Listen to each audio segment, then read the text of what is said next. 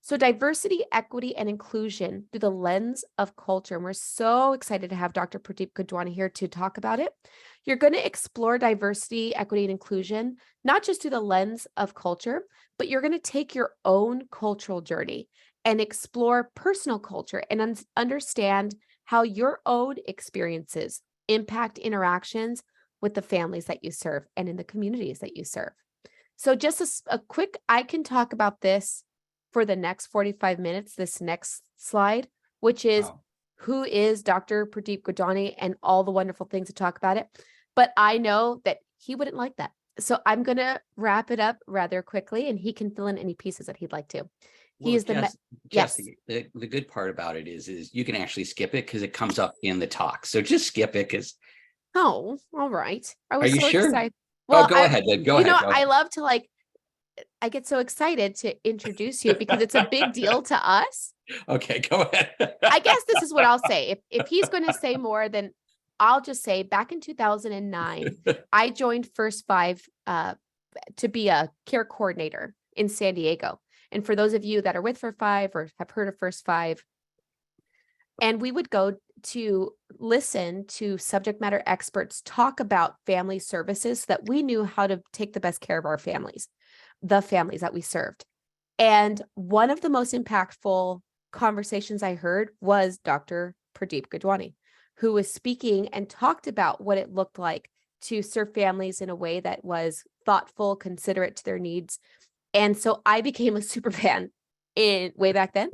And we're just grateful to have you here speaking with Caltrin for all the folks on the call to talk about DEI. So we want to say welcome back, and we're excited about this conversation. And isn't it great? You went from being a super fan to a super friend. Yeah, true. So thank you, Jess. And actually, thanks to everybody on the Caltrin team. Really, it's been really a wonderful piece. I get to show up and share information where they really do all the stuff behind the scenes. It makes it so easy for someone like myself to be able to share with you. Now, I do have a long bio, but I always joke with people that the main thing that I want people to know is I'm really motivated by helping people reach their fullest potential. And everything I do is about that. I'm someone who loves to learn. So I actually feel like I'm learning with you. I am sharing stuff with you. I'm sharing from my experiences and my insights, but I am here to learn with you. This is not a top-down kind of way of working. So I'm happy to be here, happy to be learning along with you. And my joke is, because I love learning, I have fancy degrees. It's not the other way around, right? It's just because I have a curiosity. And so you're going to hear today about really thinking about what is culture, reflecting about your beliefs and consider how they develop, but really to consider the importance of culture in this field of diversity, equity, and inclusion. And now people are using the word belonging. And when we get to the latter part of this, you'll see the direction I'd like to go. So just for setting this the table here, just to bear in mind that all of what we're doing today requires respect and humility. And I've heard cultural humility used a lot, but I believe it's cultural respect and humility. It's a safe space. There is nothing that anybody says here that's right or wrong. It is just about your experiences, how you see things, active participation in whatever way is comfortable for you.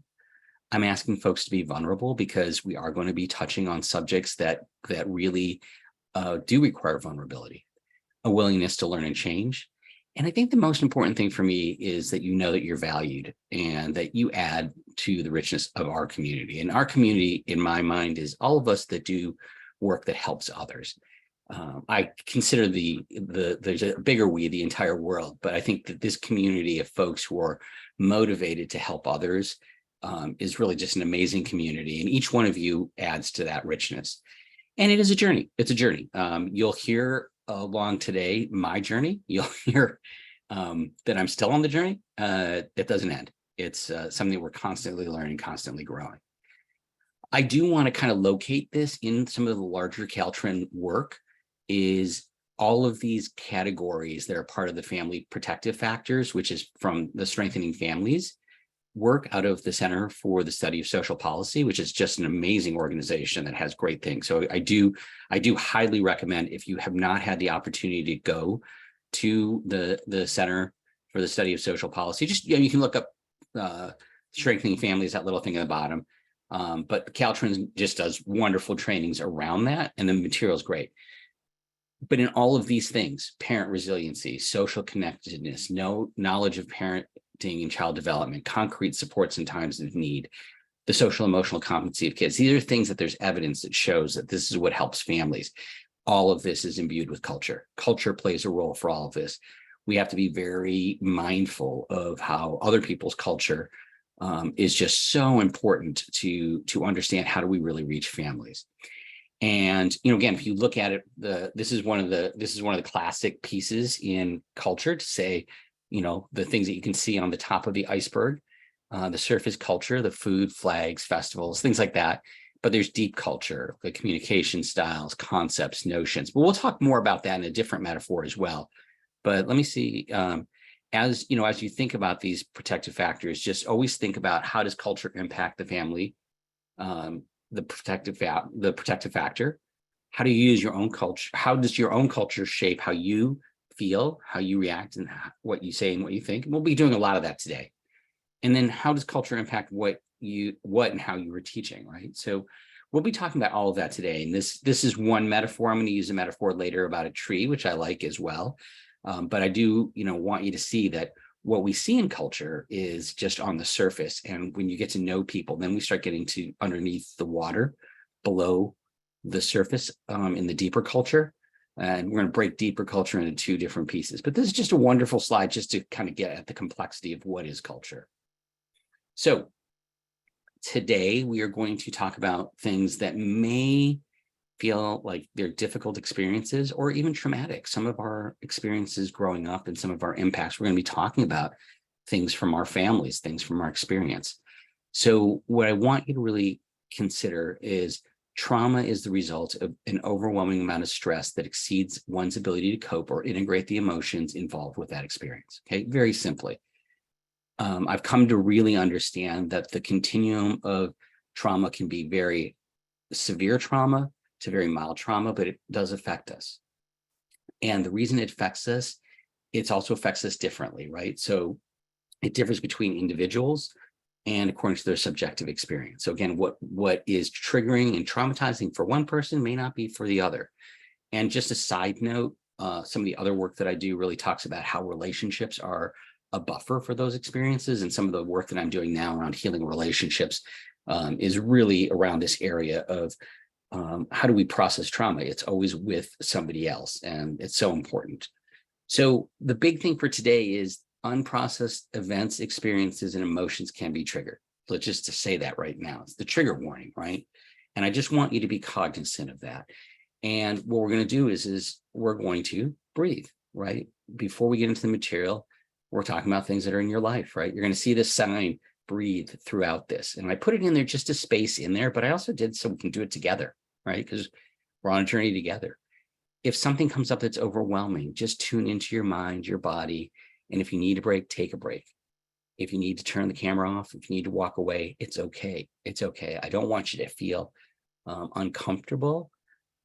Let me take that back. We might feel uncomfortable. I want you to not feel traumatized, right? So there's discomfort, and then there's stuff that's greater than that. So if it's more than just some discomfort where you feel like I really can't sit with it right now, that's fine. Just be kind to yourself. That is the most important thing. We will be talking about things. Some of the things about race and equity are very uncomfortable, and we're going to talk about emotions and self-regulation and how important that is for us to be able to have these conversations. But again, just want you to treat yourself well. Okay. So before we go to the next slide, let's practice. Everyone just go ahead and relax into your seat for a moment and just take a big breath. Breathe in and breathe out. Either, breathe in through your nose, breathe out your nose or out of your mouth, whatever's comfortable for you. I sometimes find letting it out my mouth and putting a sound to it, like a sigh. And Jess, if you notice her, she blew out like she was blowing out a candle. That's another really great way to do things. So that's a whole nother course I could teach about breath work. There's so many interesting things about how we breathe and what it does to our body. So, but that's for another day. So our current conversation is really focused on race and ethnicity. And I just want to tease those two things out. Race is based on phenotypical features, primarily skin color.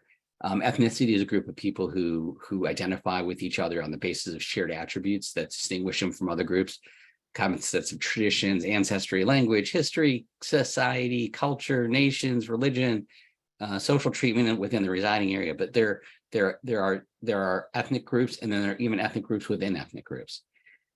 Typically, people really identify with their country of origin more than their ethnicity. I always like to say that the term Latino or Asian American, what does that actually mean? Because last time I checked, Asia was really big. The last time I checked Latin American countries, it's a big group, a very diverse group. My friends from Puerto Rico are very different than my friends from Mexico and my friends from Argentina. Everyone's really different. My Vietnamese friends are very different from my Chinese friends, who are very different from my Japanese friends. I know a bunch of Japanese people who are very different from one another, right? So again, we just need to kind of look at these terms and say, how meaningful are these terms? So here's an example, right? So a girl growing up in America, she has dark colored skin. And so the census says she's Black American race, but she may be from Jamaica and she might be a fourth generation immigrant and her culture may be American. But how does she see herself and how may it influence the way she receives help? So that's really kind of our exploration on the cultural side. And then we'll dive in the second half of the conversation into how that really impacts us with diversity and equity. So just again, just kind of why don't we go ahead and just take a moment to put in the chat, when you hear the term culture, what comes to mind? So I'm going to give you a minute here or so just to put in the chat. What comes to mind when you hear the word culture? I know for me, it's food.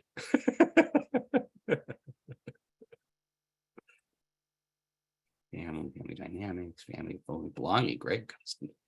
Traditions, lifestyles, traditions, beautiful foods. These are great traditions. Yes, expression, fear, origin. Yes. Woo, this is great. Oh, what a great group. Great. This is fantastic. Okay, keep it coming. Great. A lot of food, family, slang. Yes, slang is a great one. Beliefs, values, traditions. Yes. Oh, I love this. This is a great group. Everyone's very interactive. Good. Well, the simple answer to what you put in the chat is yes. Culture is that and more. So here's a kind of a little bit more of a formal definition. It's culture is the way of life, especially as it relates to socially transmitted habits, customs, traditions, and beliefs that characterize, and I have this in bold, a particular group of people at a particular time. And I want to stop there for a second. A particular group of people at a particular time, right? So things change, some things stay constant, but some things change. So again, I think it's really important for us to understand culture is a really dynamic process. And you can see in this long list of things, it includes behaviors, actions, practices, attitudes, norms, patterns, traits. You can see all these concepts of health and healing, spirituality, etiquette, superstitions, institutions. And so one way, the way that I really like thinking about it is it's the lens through which we see the world, right? It's just how we see the world is shaped by our culture. And quite honestly, it's really often hidden from us, particularly in our own culture, we'll say, oh, well, that's just the way things are. And people who are members of a majority culture group really can find it difficult to identify certain behaviors or values being connected to their cultural background, right? Because again, it's just the way it is. And if you're part of the dominant culture, you don't even realize there's a different way. And so as we talk today, and again, I want you to consider this in all your interactions, is every interaction cross-cultural? And again, you'll see through this talk that I think pretty much every interaction is cross-cultural. Now, before we talk about things, I have to talk about one of my favorite metaphors, which is cultural potholes. And I would share that part of my best learning and my biggest learning is by stepping in cultural potholes. I'll say something, I may make a mistake, but when you step in a pothole, you twist your ankle and you kind of get a little mad at yourself and you kind of say, okay, let me shake it off and I got to keep walking. So you keep walking, but it hurts a little bit. That's same with a cultural pothole. You step into it and you kind of twist your ankle. And the good news is I have found almost invariably when I admit my mistake, I ask the person, could you please help me understand you and your own personal perspective and your culture?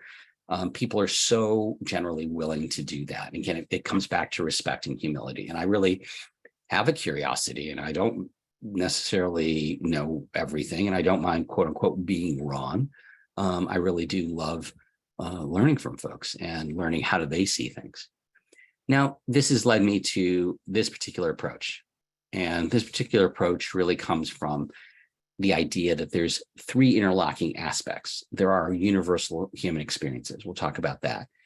We'll talk about things that are culturally influenced, but there's also personal uniqueness. And as I share my own personal story, you'll see why I was like, well, wait a second. You can label me all these things, but it doesn't really ring true. So let's talk about the universal dimensions, right? So those are kind of like your biologic type things, like our basic needs: food, physical comfort, reproduction, growth, health, awareness of our mortality.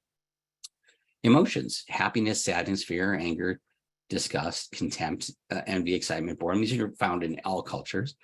In fact, somebody put fear in the piece around culture, and we're going to talk about that in particular, because I think it's fascinating that we have fear in different cultures, but it shows up differently. Physical expression of emotions. Some communities are, very warm, open, and hugging. Some have a piece of their personal space. And again, empathy. These are things that we see.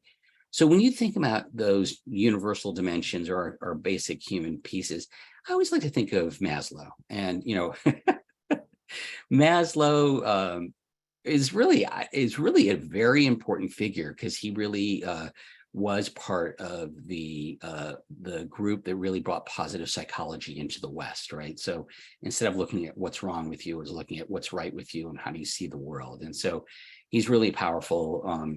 Himself and Viktor Frankl and some others were really part of the movement of starting this whole notion of positive psychology. So if you think about that, he talks about the physiologic survival piece, the safety piece, love, self-esteem, self-actualization. So he's really trying to help us with that. Now, it's interesting. I like the latter version of what he talks about rather than the pyramid, because it really isn't a pyramid. He never did the pyramid. One of his colleagues who was in the business world, who wanted to use it to teach people in business, came up with the pyramid. So actually, if Maslow could do things, this is what he said. He said he was adamant that behavior tends to be determined by several or all of the basic needs simultaneously rather than one of them, right? So it's not hierarchical. So this little piece where it's these waves and the overlapping waves is really what it's like. So his thinking and his ideas were way more dynamic and way more thoughtful than we know. But it went, in purposes of this talk, Maslow, and thinking about the work of his around our basic human universals. I could go on and on about Maslow, because he actually ends up being a rather fascinating individual who was very influenced by a Native American tribe of the Blackfeet. And at the end of the year in the Blackfeet community, the richest person in the community gives away all of his belongings, his or her belongings. And the goal was about community well-being, not individual well-being. So he was very influenced by that. And some of his later work comes back to reflect what he learned early in his college days. So fascinating individual. So cultural does influence our universal experiences, right? So there's the big debate in the anthropology world about basic emotions: joy, fear, sadness, disgust, shame, guilt. There's people who challenge that. And, while these emotions are universal, how they are expressed by cultures in each culture is very, very different. So again, I think it's fascinating just to think about that piece. So what are those pieces, right? Those are the social constructs, right? Our family, territory, in-group, out-group, marriage, rules and customs governing sex, status roles, division of labor, special occasions, rituals, passage, rites of passage, mourning, trade, gift giving, law, government, leadership, art, music, dance, poetry, games, play, religious and supernatural beliefs, right? These are all very, very culturally bound, and they're what we would call socially constructed, right? And values, right and wrong, consciousness, justice, reciprocity, how do you how do you redress wrongs, honesty, whether we're conflict avoidant, condemnation of violence, on the other hand, commitment to something greater than ourselves, self-respect, all these things, service to humanity, respect and caring for others. These are all parts of the values that are part of culture. So I'm going to give you a different metaphor than the iceberg. This is the one I like. I think of it as a tree, right? And Zaretta Hammond is used this in a beautiful way in a book about cultural responsive tree teaching in the brain. She does a really beautiful job of talking about these things. So again, similar surface culture is what you can see. So like if you're looking at a tree, you can see the tree, you can see the language, you can see the food, you can see the dress, including hairstyle, art, folklore, music, literature, housing, holidays, celebrations. Those are the things that are surface, right? You can see the tree. Now, in the roots or the shallow culture, they're the unspoken rules and norms about behaviors and relationships, right? So how do you display emotions, attitude towards elders, raising children, which is really important as a pediatrician, concepts of time, verbal and nonverbal communication, eye contact is a great example, understanding hierarchy, gender, privacy, work, money, who's a trusted source of information, honesty, integrity. So those are the root ones. And you can get to those by talking with people, and people usually can explain those a little bit better. But the deeper culture is challenging to uncover. This is where anthropology really comes in. It's the core culture, right? It's the soil, right? So the roots are in that soil, and it's really those underlying values and notions of truth, identity, society that governs our worldview, really our unconscious assumptions. It's also the cosmology of what guides ethics, spirituality, health, and theories of harmony, right?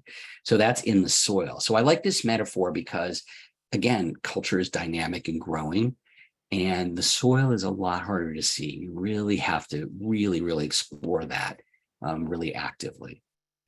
And so let's go to the first personal reflection. And I have to tell you all, it was so fun when we were putting this together. We've done this talk about culture in general, but we're doing this one with the diversity equity lens. And Jess and I were talking, and she said, hey, what do you think about a reflection guide? And I thought, that's a great idea, right? So if you look on page 2 of your reflection guide, it's going to give you a little room to take a moment and reflect and say, how would you describe your culture to somebody from another culture, right? What's the cultural tree? What's easy to see? What are the roots? What's underneath it? And then what's in the soil? What's deeply held? So I'm going to be quiet for a whole minute and let you have a chance to reflect and write it down. And again, the process of writing it down just allows us to put pen to paper and get our thoughts out of our heads and into the paper. So when you're ready, if you wouldn't mind, that's about a minute. So if you wouldn't mind coming back. And now let's go to that next part, the third part. Right. So again, just give you a chance to anchor in your own kind of perspective of culture. But we're going to go a little deeper. We're going to go into what I call personal uniqueness. Right. So our lenses and filters. Remember how I said culture is how we see the world. I take it a little step further, right? Because you are getting your cultural pieces are very implicit, meaning you're learning that without it really being taught. It's just part of what comes in, right? And so in addition, we have our personal experiences, we have our family experiences, we have cultural experiences that are current and historical, but we also have cultural context. Our cultural context in the United States and around the world changed quite a bit with COVID, right? So that's a big change. Our expectations, our beliefs, our memories, and our stories, it really is how we see the world, right? So you'll have events and experiences. Your cultural and your history then influences your beliefs and your stories, right? So it really is how we see the world. So I think about it as our lenses and filters, and they create our bubble of perception. And so we're going to spend some time with really exploring our personal experiences, our family, our culture, and all these different pieces. And I have that piece of really kind of looking in the mirror, right? So we're going to look in the mirror. So Jess, here's the part about here's my life. Okay. So please understand that I do this talk a lot, so I'm always modifying it. So here's one slice of my cultural journey, right? So one slice of my cultural journey is I was born in Bombay, India, now called Mumbai. My family immigrated here when I was 18 months. So I'm a first generation immigrant. And in my work and development, I had what was known as an attachment disruption because I came with two of my caregivers, but three of my caregivers stayed in India, my grandparents and a nanny, right? We lived in Cleveland, Ohio, which is a cultural experience in and of itself. So that's a whole funny thing I can tell you about. And I actually was really lucky. I went back with my mom to India quite often. And we went as a family when I was 7, but or no, we were 5. I went as a family, and 11 we went as a family. But my mom and I would go back pretty much every 2 years. I grew up in Cleveland in a very tight-knit, progressive Indian community, but we didn't have any native language because we were from different parts of India, so we just all spoke English. My mom's my mom is a remarkable woman. She was the first female surgeon at the Cleveland Clinic. And so women's rights and reproductive rights are really just part of my way of thinking. My father's an engineer who worked for GE, and he was a systems engineer. And so literally we would debrief after we had a party the next day or the evening. How can we do that better? My parents experienced partition where the country was split in two to Pakistan and India. My grandfathers were in their 50s and they lost everything. They had to rebuild. So that's part of our story. And growing up, because my mom had such a high-powered career, we had a person who was quote unquote our housekeeper, but she was more like my grandma. And so she's a really important part of my life, right? So that's one slice, my childhood. Another slice is my education. So I started this work in medicine, right? So I've been doing this stuff, and this is the slide that I usually start with. No surprise, I'm an anthropology major. You can see it in what I talk about. I worked for the CDC and sexually transmitted disease prevention, and it impacted my views on health inequity. I worked for a congressional commission around infant mortality, and I had some funny things about the whole office was female and I was male, and there was differences in our communication style. And so I learned how to communicate in a way that was better. I went to med school. I'm a second generation physician. As I mentioned, my mom's a doctor.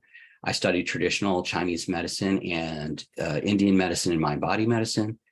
I did a pediatric residency in Cincinnati. In that, we were the only ones that admitted kids, so we had a population-based health approach.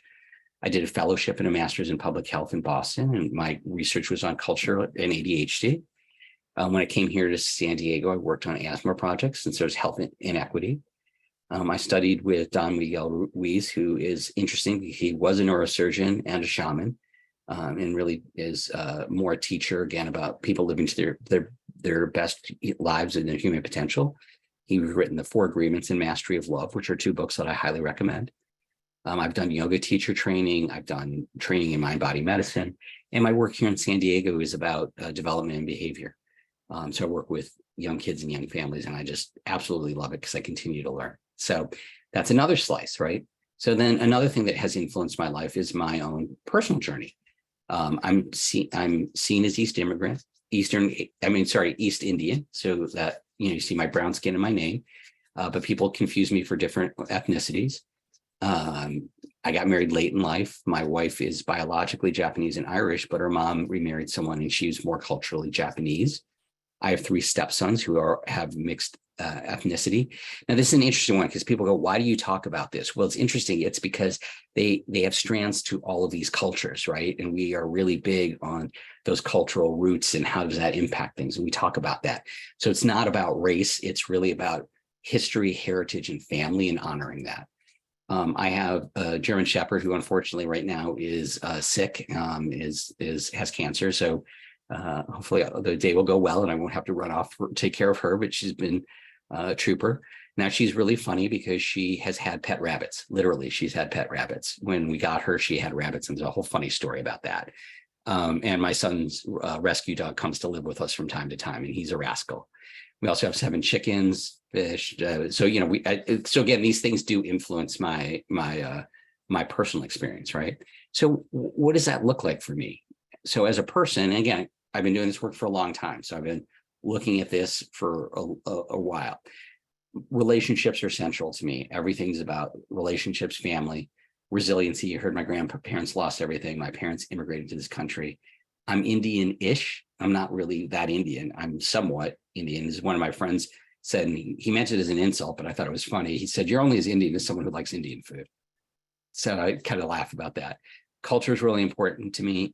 Inequality and justice, particularly race and ethnicity and gender. I have a clinical outlook to things, even though I'm trained in Western medicine, I'm open to other parts, other ways to heal. Development, attachment, and regulation are key to my work. Trauma has shown up in our work. Supporting families, being strength-based, and nurturing throughout the lifespan are the ways that I look at things. Now, we're going to dive into you exploring these things, but we have been going for 50 minutes. So Jess, is this a good time to take a break? We can absolutely take a break. Okay, so a 3-minute break, but when you come back, we're going to be really diving into a little bit more active work. So that was kind of really just setting the foundation, and hopefully for the rest of the time, we can have a little bit more interaction. Okay, so welcome back, everybody. We're going to wait for a moment. Oh, that's not what I wanted. My screen did something. Okay, so so again, we just went through this journey of hearing about my culture, and so I do want to share something as we get ready to look into our mirrors. Is I just wanted to let you know something interesting about one of my cultures, right? So Western medicine, the doctor is the doctor, doesn't tell you anything about them. I'm an expert. I'm here to help you. No, thank you. I'm not going to share anything. So this level of disclosing and being open is actually very unusual for us as people who are trained in Western medicine. So I always joke with my colleagues. I'm like, hey, I'm breaking one of our rules. I tell people who I am. So it's interesting, right? And again, of course, in this context, it makes sense. But it really is an interesting thing as we're working with families, what we choose to disclose and what we choose not to disclose. And it's interesting, too, that sometimes when we have shared experiences, it can be helpful, and sometimes it can get in the way. So what I want you to really do is go ahead, like this first 50 minutes of talking was a lot of me talking. And I really want you to take a moment to look in the mirror and think about your experiences. And again, here's that list, right? Personal, family, cultural, and that can be current or historical, cultural context, your expectations, beliefs, memories, and stories. And what I really want you to do is just reflect. And on that page 2, where we were reflecting earlier about what is my culture, just go ahead and reflect about this idea of what created your personal uniqueness, your childhood, your family, your community, your experiences, your education, your work, your intergenerational history, and see if you can identify some of your lenses and filters that really influence the way that you see the world. And so again, I'm going to be quiet for about a minute or so. And I want you to have a moment really just to think about these things, like, what happened in different parts of my life that influence the way that I see things. And again, I shared so many different lenses of shots of parts of my life. So you don't have to be as comprehensive, and give you just a minute or two just to play around with these ideas. So it's been about a minute, and I realize that some people might have joined us without having that framework. I know people have been coming in, but again, I think the important part for everyone to remember when it comes to this aspect of culture is these 3 different dimensions, right? There's some things that are universal, there's things that are culturally bound, and then there are your personal experiences. And so I wanted you to have a moment to reflect before we get ready to go into breakout rooms, right? So I want you to go into breakout rooms. Now, again, at the beginning, I said, you can share whatever you're comfortable with. By no means do I want you to share anything that you feel is you wouldn't want to share with somebody. Because again, there's so many dimensions of our personal culture. Some are private, some are more likely to share. And again, some can be things that got in our way, and things can be very helpful. But we're going to have you go into groups of 4, and we're going to give you about 10 minutes. And in that 10 minutes, just share. First off, introduce yourselves, and then share what. Oops, let me go to the next slide. Oh, sorry. Okay. First go ahead and introduce yourself. Share what created your personal uniqueness. Can you identify some of your lenses and filters that influence the way that you see the world? And again, your personal uniqueness could also be things that are cultural, right? Like I talk about being Indian-ish. If I was sharing with folks, I shared a lot, but just share what you're comfortable with. So we're going to go into groups for just about 10 minutes. You're going to go into groups of 4. We're going to do 2 breakout sessions total. And so you'll be with the same group of people later on. All right. Well, welcome back, everybody. And, for some folks went into the waiting room and had the opportunity to reflect for themselves. Some of you were in groups. And so what I'd love to do is just take a few minutes to really kind of ask the question for you. what did you learn about yourself? How did it feel to share your story with somebody else? Do you feel closer to the person whose story you heard? And was there enough time? So if anybody wants to, Jessica can come off mute. So just come off mute and join us, or put into the chat, whatever is more comfortable for you. But I really would like to take a moment to hear, how did that opportunity of experiencing the opportunity to share your story with someone, how did that go? I can Sorry, share. I got a little distracted because some of your backgrounds are so awesome. Now you go ahead. Yeah, I'm catching a couple of the backgrounds too. I gotta, yeah, that's true.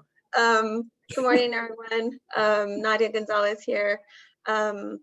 So to be quite honest, I know that it's challenging for majority of us to just start talking about ourselves and Yes. just open up and be vulnerable. And I think that I had a little bit of that, but not as much. I think I'm just genuinely really comfortable in my own skin because Mhm. I worked so hard and have had so many hard life lessons. And I think that if I can share knowledge that I wish someone would have given me, it Mhm. would have helped me not have such a hard time, right? Instead of going against the grain, I wanted to go with the grain. Yeah. But just hearing everybody speak, it was very nice just to learn about someone. I love that. That was very, what is it, fulfilling? I think it's more fulfilling because it's important to validate people. And sharing my story, I think, was a little bit hard, like navigating, like, how much do I tell you? Like, Mhm. how much do I keep for me? Mhm. And I think part of it has to do with, well, I don't want to just like spill the beans here and then, have everybody like want to go get another cup of coffee. But and I did think that maybe a little bit more time would have been nice. So yeah, thank you. Well, thank you for sharing. And again, that's the piece of being vulnerable. And there's so many things that you said that were just wonderful, right? So the piece that's great is all of us have a little bit of that, like, I don't know that I want to share my, I don't, it's just interesting, right? We have a little bit of, I don't want to talk about myself. That's cultural, right? It's cultural not to talk about ourselves, right? We're taught from an early age, not to. But the part that's really interesting is that with sharing with folks, and what you just said about, sharing things, whether they're the strengths or our hardships or where we've grown, is interesting. But it also is kind of interesting that when you share things that are a little bit more personal, the level of connection, right? So you're in a room for a very short period of time talking to people from different parts of the state, if not different parts of the country, and you have this opportunity to share. And at the end of it, you're like, wait a second, I feel closer, and that's kind of cool, right? And well, this is just a taste of it. I do want to say that we last time. Jess and the team from Caltrans actually did a guide to take this stuff into your own places where you work. And so just something to consider.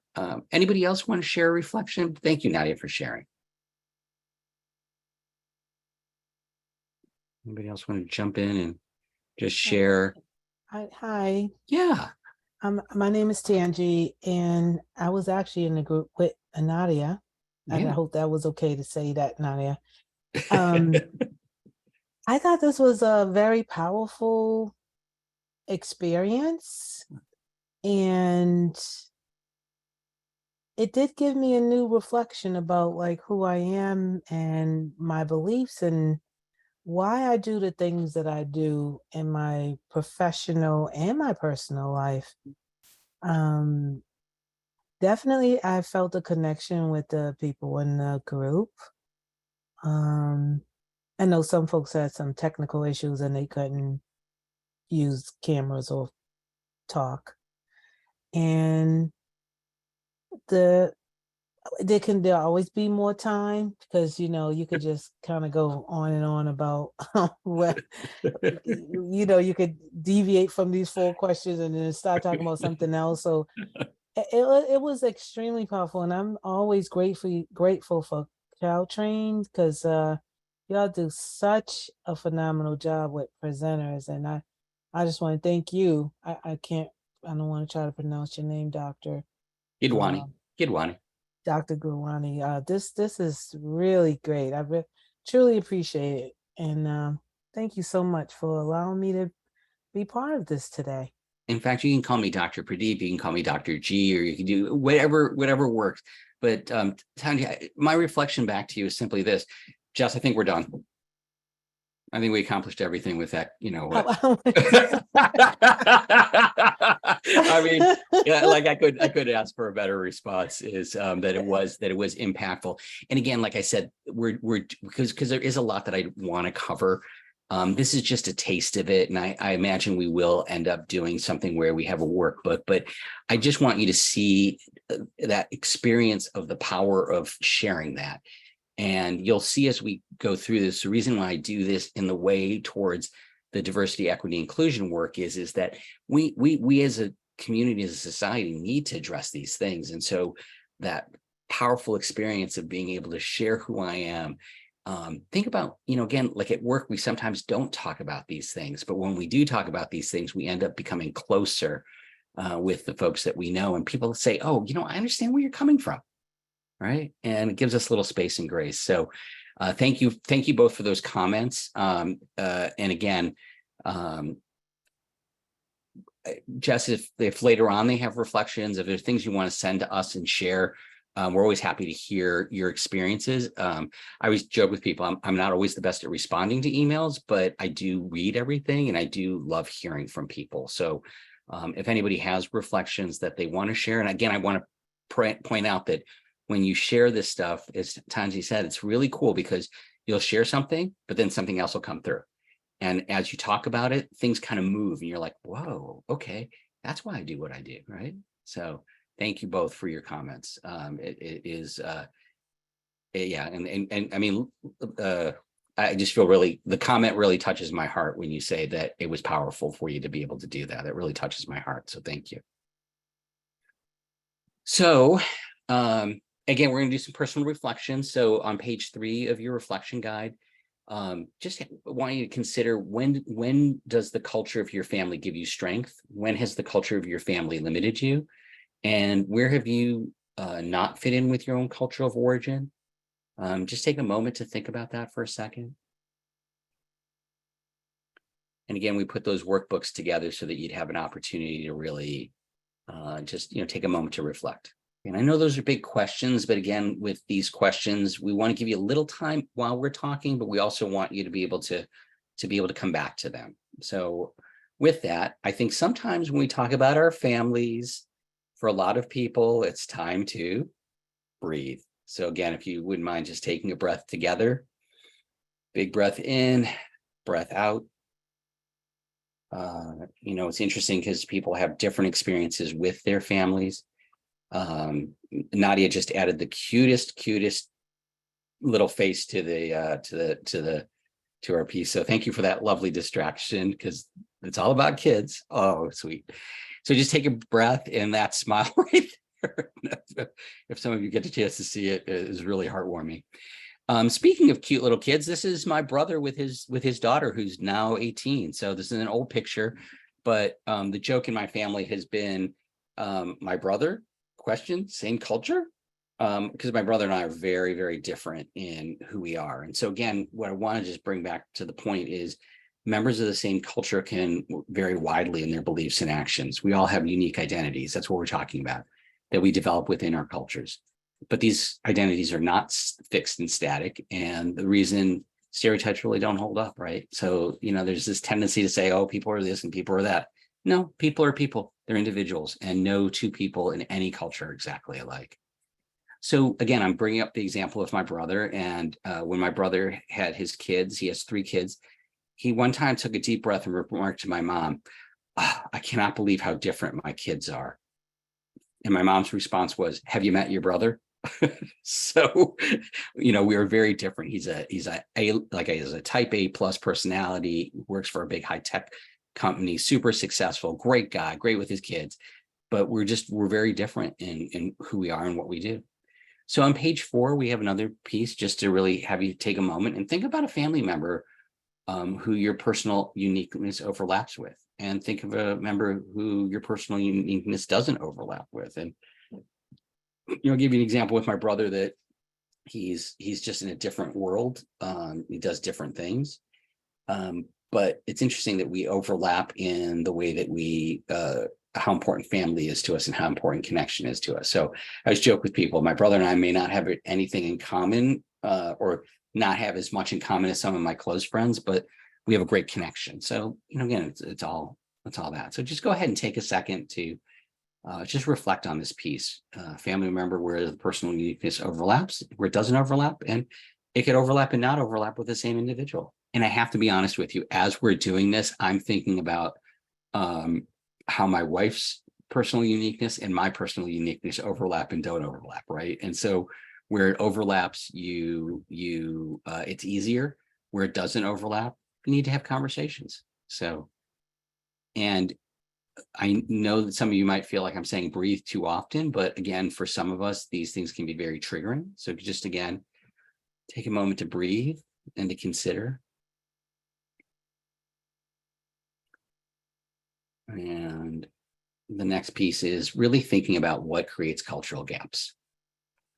So if we think about what creates cultural gaps, there are all kinds of things, right? So we were talking about race, language, culture, immigration, religion, age, gender, generation, sexual orientation, income level, occupation, military service, where you grew up, marriage, long-term relationships, children, pets. These are things that can create gaps between people. The funny part with children is I remember during my residency, a friend of mine had kids and she laughed and she goes, you're the only person who stayed around as friends. All of our other friends have who are single, all kind of have drifted away because our life is oriented around our kid. And I said, I like kids. The other part that I think is really interesting, right, is generational. So, each generation is different. And so again, those are pieces. So if you wouldn't mind, if you'd put in the chat, what are some other areas, or you can come off mic and jump in and share verbally. What are other things that create gaps? These are not exclusive. Like somebody shared with me one time, having a disability, having a child with special needs, so different things come up. So are there any other things that you can think of that create cultural gaps?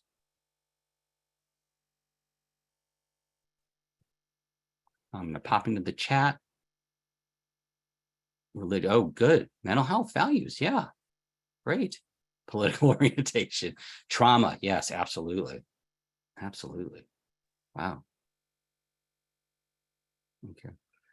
I'm catching up on the chat. I just saw something great. May we use some of these personal reflection trainings with our clients? They're quite powerful. Absolutely. That's what this is all about, is to share this, and your experience then allows disabilities, employment, health stigmas, money. Yep. Temperament, positive versus negativity. These are great. Depth, having a child and not understanding what autism. Absolutely. Boy, I run into that one a lot. Immigration is a huge one. And immigration is interesting because the immigration experience is so wide. Housing status, huge. Discipline, absolutely. Accessibility, yes. Disabilities. Wow. You guys are a great audience. Discrimination, absolutely. Neurodivergent, access to healthcare. Wow. Okay. You guys are making a great list. Values about money and finances. Access to, yeah, absolutely. A great list. Freedom of speech, generational wealth, absolutely. These are all great ones. Transportation, yeah, that's not one that I was thinking about. That's great. Freedom of speech, yeah, that's big. Okay, well, thank you, everybody. So again, let's go to page 5 of your reflection and really think about this one. Where have you seen and or experienced cultural gaps? So just take them, again, I'm going to give you a minute or so to really just think about that and write that down for reflection for yourself. You guys are just a great group. Some of you are writing this down on your books. Some of you guys are putting this in the chat. This is fantastic. Somebody added reproductive rights. Wow, that's a huge one right now. And it's, like I shared with you, with my family, it's a big deal around reproductive rights. My mom has incredible stories about her experiences. All right. Now, I know sometimes in trainings, like when a person gives you a minute or two to think about things, it can be a little uncomfortable because, you're just there. But I really do want you to really think about these things, because I know once you leave here, you're going to get busy. And I do hope that you come back to the material, and certainly you're welcome to share this material, not only with clients, but with coworkers and staff. And, we're going to get to this, the part about diversity, equity, inclusion, but you can see how this is building up to that, right? Because these are the things that are underneath it. So one of the things that's underneath all of this is identity, right? Our identity refers to the properties which we feel a special attachment or ownership. It really often consists of those properties that define me as a person. It makes me who I am, and what distinguishes us from other people. And, personality traits are abilities, likes, dislikes, your belief system, your moral code. These are the things that motivate you, and they all contribute to your self-image and your unique identity as a person. And so as we talk about personal uniqueness, thinking about your identity is important. And it's interesting too, because our identity in relationship to time is often created by our experiences, but it also shapes our future orientation and our expectations. So again, I want you to take a moment to really reflect. What do you most identify with in your own personal culture? And, some of you put some wonderful things into the chat, and maybe some of those things were personal, of thinking about what do I identify with. Sometimes the obstacles that have been the biggest for us are things that have changed. And these issues about identity have really come from many of my friends who may not, their gender or their sexual orientation may not be in the standard. And so having to come to the understanding of who you are often takes time and energy, and it really does end up with what you identify with. So I'll let you think about that. You can hear I identify as a pediatrician. There's other things that I identify with my ethnicity, but think about that. It doesn't have to be just one thing. Think about the things that you identify with within your own personal culture. So I shared with you all that I had the opportunity to study with Don Miguel Ruiz, and this was after he was but by the time I started studying with him, he had been a neurosurgeon, he had been a shaman, and then he just has really become kind of a teacher of life. And one of the things when I was working with Don Miguel, he would always say is we do this thing called a recapitulation exercise. So he would make us write our personal stories so many times. So it was a process of becoming less identified with our story. And so part of the benefits of being less identified is one of his 4 agreements is don't take things personally. So that was why he was having us do the story over and over again. So we could see where some of those places were that we identified with that became sticking points for us. And we ended up taking things personally. And I'll tell you that practice of not taking things personally, understanding that when you interact with folks, it has to do with what's going on for them more than you, really does put you in a space of being less defensive and more open to others. And we would actually do something where we'd spend a week or every week we'd meet and talk about with his 4 agreements, where did we practice it? And it really does help really give you that place of being less defensive. And I actually have found for myself, I'm more patient, more compassionate, more loving, because I'm able to see that that piece of being able to de-identify. Now, we're talking about identification in the terms of gaps, but the other part is our sense of identity, our sense of belonging and connection are also created by the same things, right? That's the same list we had up earlier, and the things that you all included are there. And I recently had the pleasure of talking to or doing a workshop with families that are foster parents, and we did a full day workshop. And I really wanted them to think about these issues around culture and think about the culture that was in the room of foster parents. Their experiences are different. And we did some time really talking about like how their experiences were so different. And the great part was at the end of it, they felt connected to one another, and they felt like they knew each other. And they felt like, hey, here's someone who can understand what I'm going through. And it was just remarkable to see them actually exchange information, contact information, so they could stay in touch.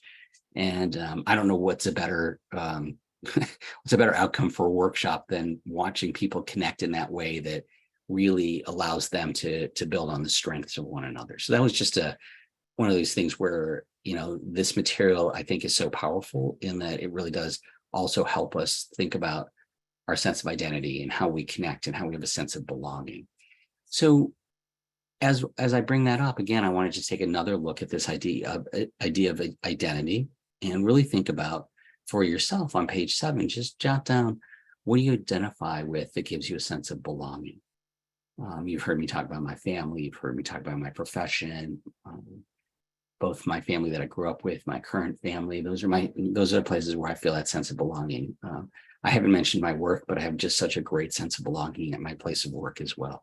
So just take a moment and look at that. Okay, while you guys were doing that, it gave me a chance to catch up on the chat. And there was a number of people who had a really positive experience with the 4 agreements. Don Miguel is one of his books, which is fantastic because he really, as someone who spent a lot of time with him, you know, there's some people who write books and you're like, do they really live that way? And yes, he really lives that way. He is a remarkable individual. I don't see him as much now that he's up in LA, but really, really amazing. All right, so before we jump into part 3, which is the diversity, equity, inclusion work, I want to stop for a minute and just get people's feedback on any of these things. So again, I invite you to come off mic and share any of your responses to what's been shared today, whether it's about identity, whether it's about your culture, whether it's the breakout group. I just want to take about 5 minutes, and I'm hoping for good participation, just to hear how things are going, because I know a 3-hour workshop is quite a bit of time, but I want to make sure that you all have some time to share, and I do love hearing from you. So if anybody wants to come off mic and share anything from we've been together for about an hour and a half. So anything that you've heard or think about or react to or learned or changed how you think or was an aha moment. I actually love aha moments. I have them even while I'm doing the trainings. Hey, Dr. P, I'd like to comment. Yes. So I'm the one that asked about using the workbook. Yeah. I'm currently trying to prepare and develop a historical trauma training. So I think this reflection piece would be really helpful. Personally, I was apprehensive about doing it because sharing with strangers, but actually I see the as I'm going through each of these reflections and looking back on myself and my family, it's really solidifies who you are as a person, and kind of gives you grounding of who you are. So it's I really appreciate the experience. I just wanted to share that. Well, thank you. And also, if as you're developing things, if you want to reach out to me, you're going to see we're going to go more into the diversity part. We also have, I also have what I call bonus material, depending on where we are with things. I really want people to have time to reflect, like you have had that. And again, the approach that I'm going for here is this layering and building a level of comfort, right? To be able to tackle these things that are a little bit harder for us to get at. But if we don't see where they come from, if we don't see the roots of it, and we don't see how deeply embedded in the soil it is, then we start arguing up here. And we don't want to argue. We want to grow something new. We want to grow something different. So I'm, again, just really heartwarming to hear you say that. And we will be talking about historical trauma and the role it has. I also have some great material that as you're developing things, I just want to make sure that you have access to. Anybody else? I'd like to share. Sure. I just think that this is really great in terms of our relationships just in life. This is helpful for us on a personal, or at least also to me on a personal basis in terms of relationships with family, with your significant other. But as a social worker, this is what really is where the meat happens when you're working with people who are not from your own family, who are not from your culture, not from your neighborhood. And I think this is a good way to just be authentic with each other, even with our own staff members, about how do we manage our cultural differences when we're working. And obviously it's just all a foundation of how we manage difference when we are working with others. So I really appreciate this and try to live my life by getting to know people and understand where people come from. So I think sometimes I might ask too many questions, but I think it's because there's a reason I want to know so that I understand. And I'm prepared to maybe run into some conflicts or things that we don't agree on, but it's like, well, it's not just because I don't like you, it's because maybe we have different experiences and that's why we don't Mhm. think alike. So I just wanted to tell you, it's great, and I love that we're all doing this together. Well, Magdalena, thank you for sharing that. And again, that's really the intent of this, right? The intent of this is personal work, with families, with our colleagues, everywhere that we can explore these things in an open way with respect and curiosity. Anytime we can do this, this is how things become better. And there's also another layer of healing. Healing actually happens when people feel seen and heard and felt, right? And there's that resonance. And you don't have to be a therapist to be therapeutic. And if more of us took this approach of open, kind, caring curiosity while being able to hold space for people with respect and humility, I just think the world becomes a better place. And so I'm happy to hear that. On one note, I'm happy to hear what you say. On the other note, I'm like, man, I really got to get this thing written as a book, because I think this approach of thinking about these things through the lens of culture really just makes us more open and flexible. And again, I just want to reflect something that you said that I just think is really important, is the how and the intention in we ask and how we ask is the key, right? You say, I may ask too many questions. Oh, I don't think so. People want to be seen and heard. People want to be known, right? And your intention, I can hear it. I can hear your intention. It's this just beautiful intention of wanting that person to be able to express themselves as they are. And wow, when you're greeted with that, you are always going to feel better when you're greeted by that, and when you feel received. So that's just the layer of how important this work is. I mean, this is, to me, this is amazing to hear how it's landing for you. So thank you.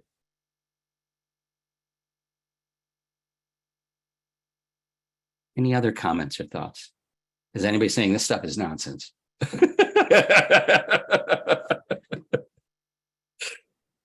May I say something? Yes, please. I just want to address how different culture is really something. But I'm trying to say is that, like, in the family, I have a niece that married to a local people from China. Mhm. That's really from there. So, and then the way I see how he treat the wife, I kind of disagree. This is just my experience. Like, why you never be like in my eyes? I don't know the exactly in my eyes. Like, why you never like care for your child, for your wife? And then my niece said, Auntie, because this is the way they are over from there. They just work, try to meet our needs. Mhm. And the one that's, for the wife is taking care of the children and everything in the house. That's their culture. It's Mhm. not like he doesn't care about the family. That's the way they do it over there. This is kind of an example. Yeah, and I remember my dad too, when he was still around. Yeah, he works so hard for the family, to Mhm. meet our needs and everything. And but we kind of distance with him. But eventually, I feel like my dad loves me. It's even though he never say like I love you, like people around here say, they always express I love you. But the way he acts, the way he provides for us, the way, his intention shows love. So this kind of different cultures that teach me more that we need to value each of them in our lives. Thank you. Thank you for sharing. And again, when you shared, I kept on seeing that tree, right? And Yeah. so it's so deeply embedded in many societies that the job of the male is to provide financially for their family, right? It's very much in the roots, and it's in the roots, and it's in the soil. And so, we can look at it and say, well, why is it like this? Why is it like that? And my father came from India, very traditional man. He supported my mom's career, and she was actually more successful than he was. He actually turned down opportunities for promotions because he knew her career would have been impacted. And so on one hand, he was way ahead of his time, but on the other hand, he had very traditional values. And I looked at the roots of where he grew up with and what his cultural values were, and they were different than my cultural values, but yet he was very supportive. And so, you made such a beautiful point about there's what people say and there's what people do, right? And so, and I think the most important thing in what you said was, I saw it this way, and I listened to my niece, and she said this, and I changed my mind to be saying, okay, well, then that's okay, because they understand and it's their values, and I don't have to put my values on them. But now that I understand their values, I can accept that that's what they need. So this is the beauty of this work, right? So you're doing this work, and I think so many of you are doing this kind of work all the time. I'm just adding some words to it. I'm adding some exercises. I'm adding some things to consider. And again, I just, that you're here, as Magdalena said earlier, it's great that we're doing this together, right? And I think we should just be doing this more and more everywhere in all kinds of venues. So really, really appreciate your comments. There's some nice comments in the chat. Just some wonderful things. So again, I just appreciate being together with everybody. And I think it's time. I'm going to introduce it. Here we go. It's the diversity, inclusion, equity part of the piece. That's part of why we're here. But you can see that these issues around diversity, equity, inclusion are far more complex and more challenging than some of the traditional ways of doing things. So I'm going to share with you a little bit of a busy slide. So please bear with me on this busy slide. And this just gives you a little bit of kind of the work that I do, right? So the work I do with early childhood, we had this, big introduction of the adverse childhood experiences, the ACEs study. And then one of my colleagues has written some things about the fact that when there's adverse childhood experiences, often there's adverse community environments. So it's called the pair of ACEs. And I think at the top, we're looking at this and trying to think about social equity. And at the bottom, there's healing relationships. And I just think it's really important for us to look, and we're going to talk about that box in the bottom of implicit bias. But before we do that, I really want to talk about that these are difficult conversations, and it does require emotional regulation. I think another point is a sense of safety. Can I have this conversation? I remember actually talking to a friend of mine who's an older gentleman who's white. And I said, do you feel comfortable having these conversations? And he said, no, I'm afraid I'm going to do something wrong. So he and I talked about that and talked about, like, what can we do so that you feel more comfortable? Because he's a very caring individual. Now, one of the things that's been really interesting in this work, because I do some work around this, is a lot of people have a hard time because it's a hard conversation. But no matter how hard our conversation is, you can see this box in the red that there's difficult lived experiences, historical trauma, systemic and institutional racism. And those things are so much harder. People who had to live through that is so much harder. And I think we need to collectively have the courage to have the hard conversations so the people who have been impacted by this know that we can make a change, and we do need to make a change. And again, what does it come back to? It's what I started with at the beginning. For us to live to our fullest potential, we need to help everybody live to their fullest potential. And historical trauma and systemic racism and institutional racism has an incredible impact. And it's not just race, it's Native American, it's women, it's colonialism, it's colorism. We'll talk about that. But again, my whole frame is based on, to get to social equity, we have to really have healing relationships that have the courage to have these conversations. So it's funny. I'm going to talk about emotional regulation, and I kind of joke about this because in my office, people use the word regulation all the time. And I joke with them. I'm like, you do realize that normal people don't use this word. So I do want to define what it is. And so emotional regulation is a process where individuals influence what emotions they're responding to, what they have, what they do with them, how they experience it. It can be automatic or it can be controlled. It can be conscious or unconscious. It may have effect at one point or more points in the emotional processing. So again, I just want to be very open that as we're talking about these things, emotions can be evoked, okay? And emotional regulation helps us filter the most important information and motivate us to attend to it so that we're not evoking stress and fear. So this is a skill, and I often think about it as like a car, right? The metaphor of emotional regulation is like putting our foot on and off the gas pedal to move forward or slower, right? And even though the gas pedal is really important, the steering wheel, the gauges, all of that's important, as well as the road conditions. So, you know, driving a car and regulating our personal selves is really important.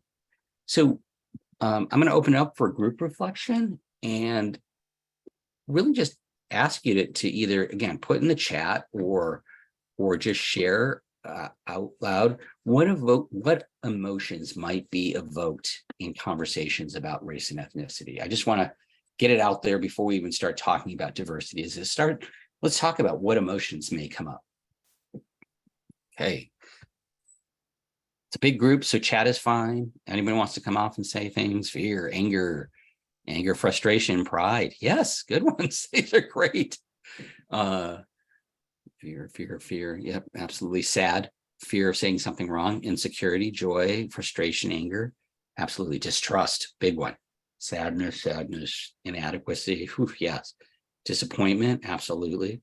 Trauma. Absolutely. Discomfort, confusion. Yes. Isolation, guilt, confusion. Not an emotion, but some people won't speak up at all. Absolutely. Hesitation, shame. Absolutely. Wow, what a great audience you guys are. Worry, tokenism. Oh, yeah, that's a big one, tokenism. Wow, this is such a great group. Defensiveness, regret, trust, disempowerment. Absolutely. All right, Jess, I'm going to have to get the chat. Hope. Okay, depression. Great. I'm going to move into some of the emotions, and I'm going to somebody put in the box hope, and I think I'm going to have to make sure that I get that in my conversation as well. I just have been thinking about this in a way that is what are the things that get in the way, but hope is the way that gets forward, and the fact that we're talking about this is very different than things were 5 years ago, 10 years ago, 20 years ago. And I've been doing this work for a long time. So I'm encouraged to see the progress and at the same time frustrated because we need to go further. So let's talk about the big one. So many of you put in fear, and I'm glad that you did. What are the fears? Let's get even more specific in identifying. Fear of being judged, fear of saying the wrong thing, fear of being pitied, fear of being misunderstood, fear of being viewed as angry, fear of being labeled a racist or a bad person. I'm going to stop there for a minute because I have colleagues that are older and who are white men, and they said, you know, I don't want to feel bad about myself. It feels like I'm the bad guy, and they're not. They're the really progressive, great people, but they're saying this is how I feel. And fear based on previous conversations about race or family members that went bad, right? So fear really creates a defensiveness that keeps us from having those meaningful things. So many of you said that. So again, I just want to unpack it a little further. The other part is grief and loss, right? People fear loss more than change, right? We always hear that, oh, people feel change. No, they really fear loss, right? Loss of control, loss of certainty, loss of knowing or being right, loss of a sense of competence, a loss of a sense of comfort. I just shared this. I'm a white male. I don't see myself as part of the problem. And it's like this loss of the identity of being a good person. And then it's really important to think about grief and loss, because grief is the emotion that follows loss.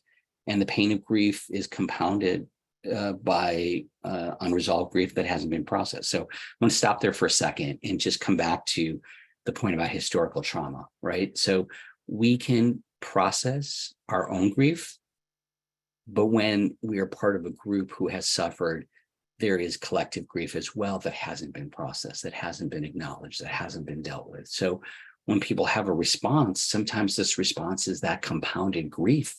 And again, we need to have space in place for us to be able to experience it, again, to feel it, to heal it and grow.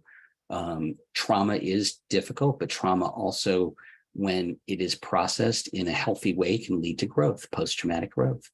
So this is really important for us to think about and to really be honest about these emotions and what could be coming up, right? So another set of emotions, and they're sort of interlinked, right, is shame and guilt. And shame is characterized by the desire to hide and escape. Guilt is characterized by the desire to repair. Shame is focused on the self. Guilt is focused on the behavior. Shame, it sounds like I am bad. Guilt is I did something bad. You know, if you're willing to make a mistake and say, I'm sorry, I made a mistake, you know, with the flavor of guilt, it's I'm sorry, I made a mistake. Shame is I'm sorry, I am a mistake. So there's a subtle difference there, but shame is really, really a difficult emotion. And it is one that pops up and makes us so defensive because it's just so hard to sit with.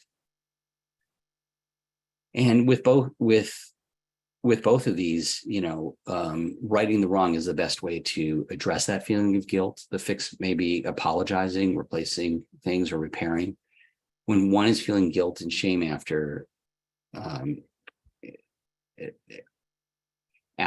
apologizing, you know, these feelings can be reduced through self-forgiveness, especially when one hasn't received forgiveness from the person that's wrong.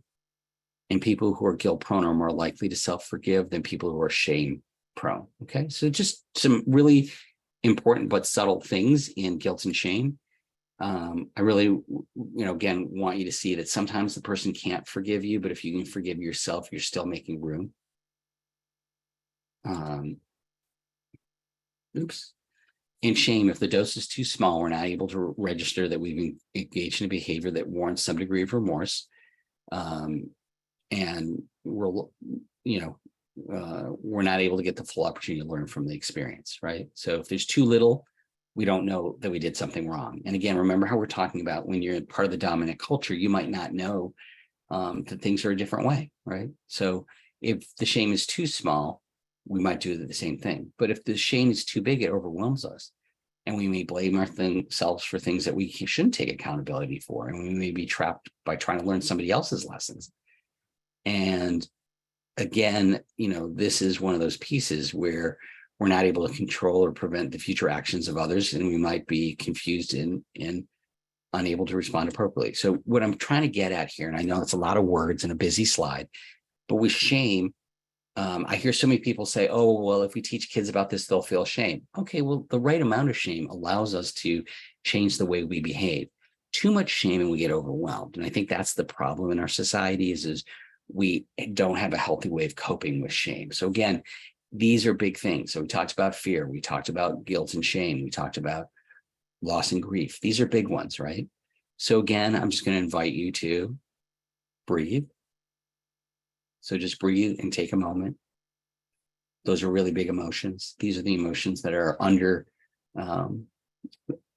wraps. We just don't usually take them out and look at them, and it's really important. So just take a breath. And as a group, now that we talked about that, you know, you guys did a great job. You said anger, there's other things. So we've talked about a bunch of emotions. If any other emotions come up or you're thinking of any, go ahead and put them in the chat. The other part I want you to really think about is how do emotions show up for you? And the reason I ask that is they show up in our body, but where does it show up for you? Do you feel different emotions in different parts of your body? That's part of this whole thing about being emotionally literate and really understanding.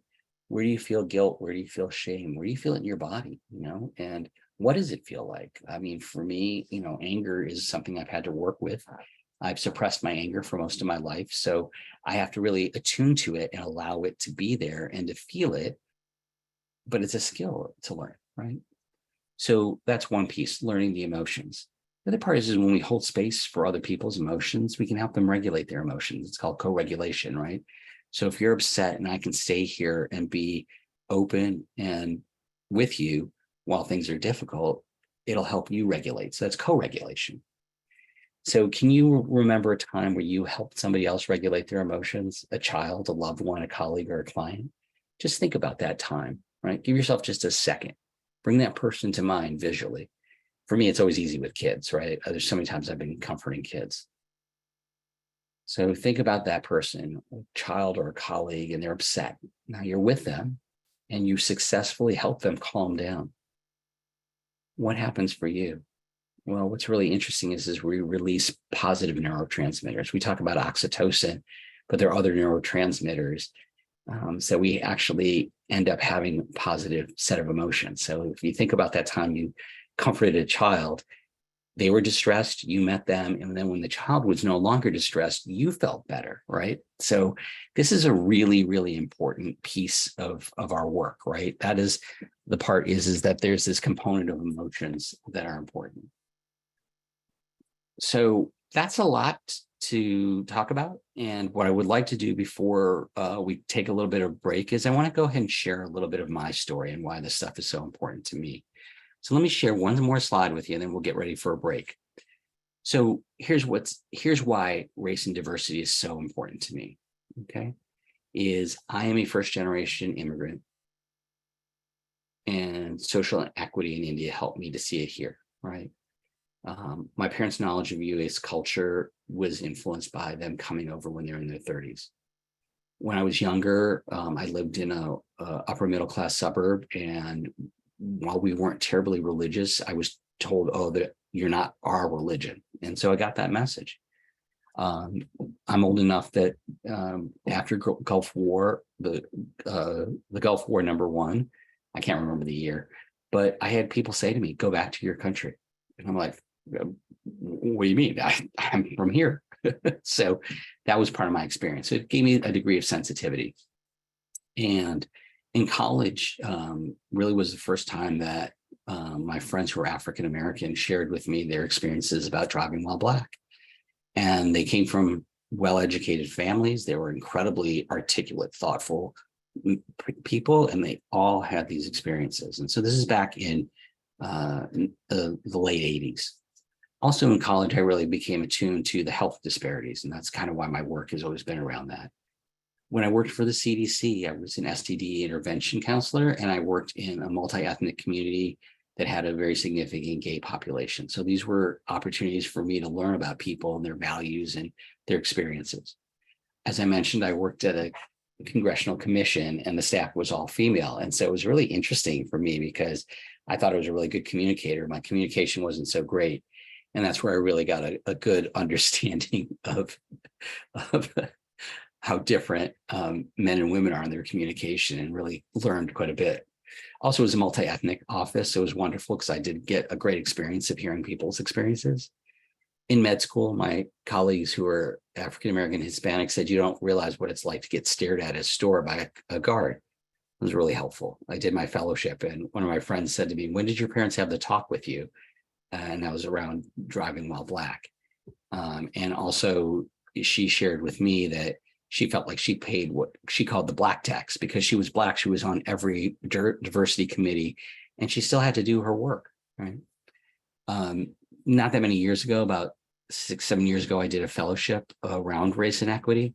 And my colleagues who were African-American and women really were still putting up with things that were just really kind of crazy and inexcusable from my perspective. My wife's stepfather was interned at Manzanar up here in California. His family, he was again taken away. My stepsons are half Native. 2 of my stepsons are half Native American, so I've learned a lot with them, and we've talked a lot about that. And I think recently the George Floyd, Breonna Taylor pieces really pushed this more into the public discourse. And so there's been some really good changes. Now, I did say we're going to take a break, but before you go to the break, what I want you to consider, and we'll kind of have some time to reflect on, when we get back is to really come back and to reflect on what has shaped your beliefs about race and ethnicity, your experiences, your friendship, your family, your community, your work, your education and social institutions. But before we go into all of this, Jessica, if you wouldn't mind, let's do a 3-minute break here. I'm seeing if she's there. I'm not sure if you can see me, but yes, definitely I'm here. Oh, perfect. All right. So I'm going to have Jess put us in a 3-minute break. She's going to do that cool thing where there's a piece. I did want to give you a chance to kind of just reflect on this while you're on your break about what shaped your own beliefs. So we are going to go into breakout groups, but again, before we do, I do want you to, again, think about cultural potholes. We're going to be talking about our race and ethnicity journeys. It can be a little bit more sensitive. Again, I really ask for everyone to be respectful. I know some folks didn't jump into the breakouts last time. And again, if you're not going to go into the breakout, Jessica will put you into a larger group and in the waiting room. And in that waiting room, I do want you to consider this piece about, what has shaped your beliefs about race and ethnicity, your experiences, your friendships, your families, your community, your education, your work, social and cultural institutions, and media. So we're going to get into groups. And again, just, be respectful of one another. I have a feeling that if you are here for this conversation, that's inherent for you. But again, this is that opportunity to share. This is where things came from. I have to be honest with you. I have done this exercise. I can't even count how many times I've done this. And every time I do it, I learn something new and I get a different piece. That's why those pieces that I share have so much detail. It comes from all of these different experiences. All right, welcome back. I know people are coming back. I know some of you who are in the waiting room. I know there's some technology challenges, so sorry if that impacted you. Jess, you were saying that sometimes the breakout rooms with phones and other things can be a little more challenging. And someone shared with us that the whole group was having trouble, so they did the questions by chat, which is a lot harder. So kudos to your persistence by doing it by chat. So we have about 45 minutes. And so I do want to take a moment to debrief. And again, these are the same questions. What did you learn about yourself? How did it feel to share your story with someone? And do you feel closer to the person whose story you heard? And was there enough time? And again, if folks want to come off and share, that'd be great. One of the reasons, that third question, do you feel closer to the person? Because the times that I've done this with colleagues and friends, I always walk out just feeling so much closer and knowing them so much better. So does anybody want to share their experience on this one? You can do it in the chat. You can do it by coming off mic, whatever is comfortable for you. Much closer indeed. Beautiful, beautiful. Wow. Okay, good. Okay. Does anybody want to come off mic before we move on? No? I saw someone put themselves back on mute really quickly when I said that.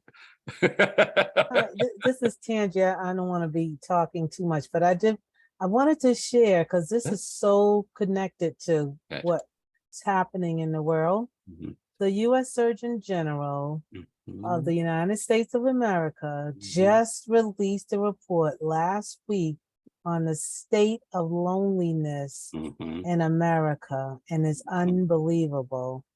And again, I just want to appreciate what you're doing because you're moving us away from some of those statistics in that report. Thank you. And I really enjoyed this Surgeon General. I think he's been quite interesting. I keep joking. I got to write him a note and say, look, let's talk, because there's all kinds of things we got to do. Right. But this is part of it too. And I think this is an interesting part because there's trauma, and particularly historical trauma and other things. We end up isolating, and we cannot heal trauma by ourselves. We have to do it in relationship, right? And even building resiliency, it happens in relationship. So this is that piece of what I consider part of the healing journey for all of us. So thank you for adding that. And, it is a public health concern, loneliness. It really has huge impacts. So we're going to dive into implicit and explicit bias, right? So explicit bias, we can see it. Implicit's again under the water. We don't see it. And I'm going to disclose something to all of you. And again, let me just share one more thing is that this level of bias is at an individual level, it's an institutional level, and it can become internalized, which is the part that's the most devastating, particularly with our young kids. So one of the reasons this is a big deal to me is again, I work with kids, and I feel like we need to be having these conversations earlier. And they did a study where they were tracking the eyes of preschool teachers. It was just like, come on in, take a look. And who were the kids that they were looking for having trouble? Yep, 42% Black boys, right? So if Black boys are growing up with this constant microscope of you're going to do bad, you're going to do trouble, when does that start getting internalized? And unfortunately, it's too early. So we're going to spend the rest of the time talking about this component of why does this internalize and why does this happen and why is it so powerful? We're going to talk about the work of a woman named Bobby Harrow on the Cycle of Socialization. But before we do that, I got to disclose something. I have been doing implicit bias testing of myself for 20 some years, right? And I would love to tell you all, I have changed so much, but generally the implicit bias is still there. And so while you were talking, Jess and I were talking, and we were talking about, well, what could you do about that? Because it's still there and you still have these thoughts and these things come up.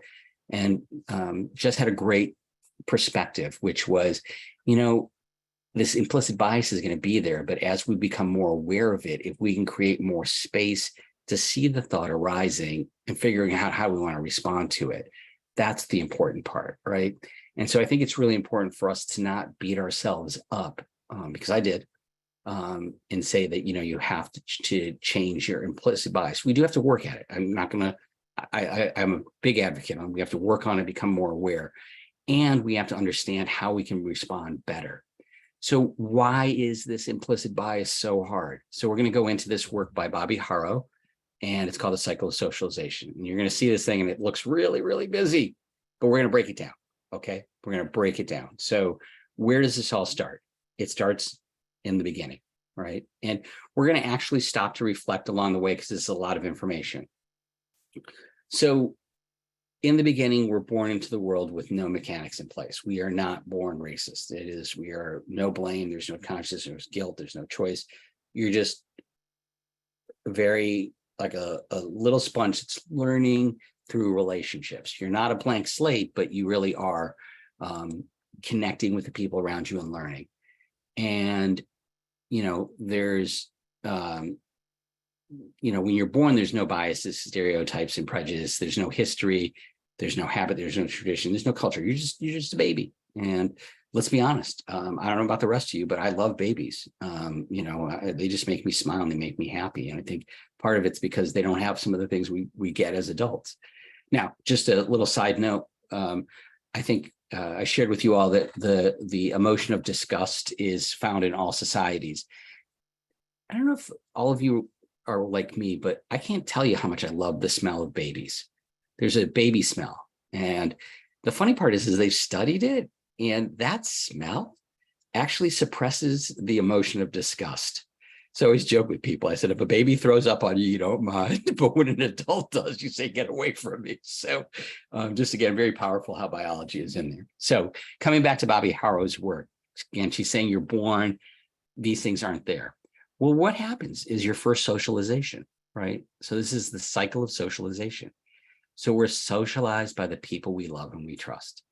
We're taught on a personal level, both implicitly and explicitly. So a lot of what we're being taught isn't said, it's just being transmitted to us by our parents, by our relatives, by our teachers, by our peers, our mentors. They shape our expectations, our norms, our values, our models of ways to being, our sources of dreams. It's reinforced by our group affiliations.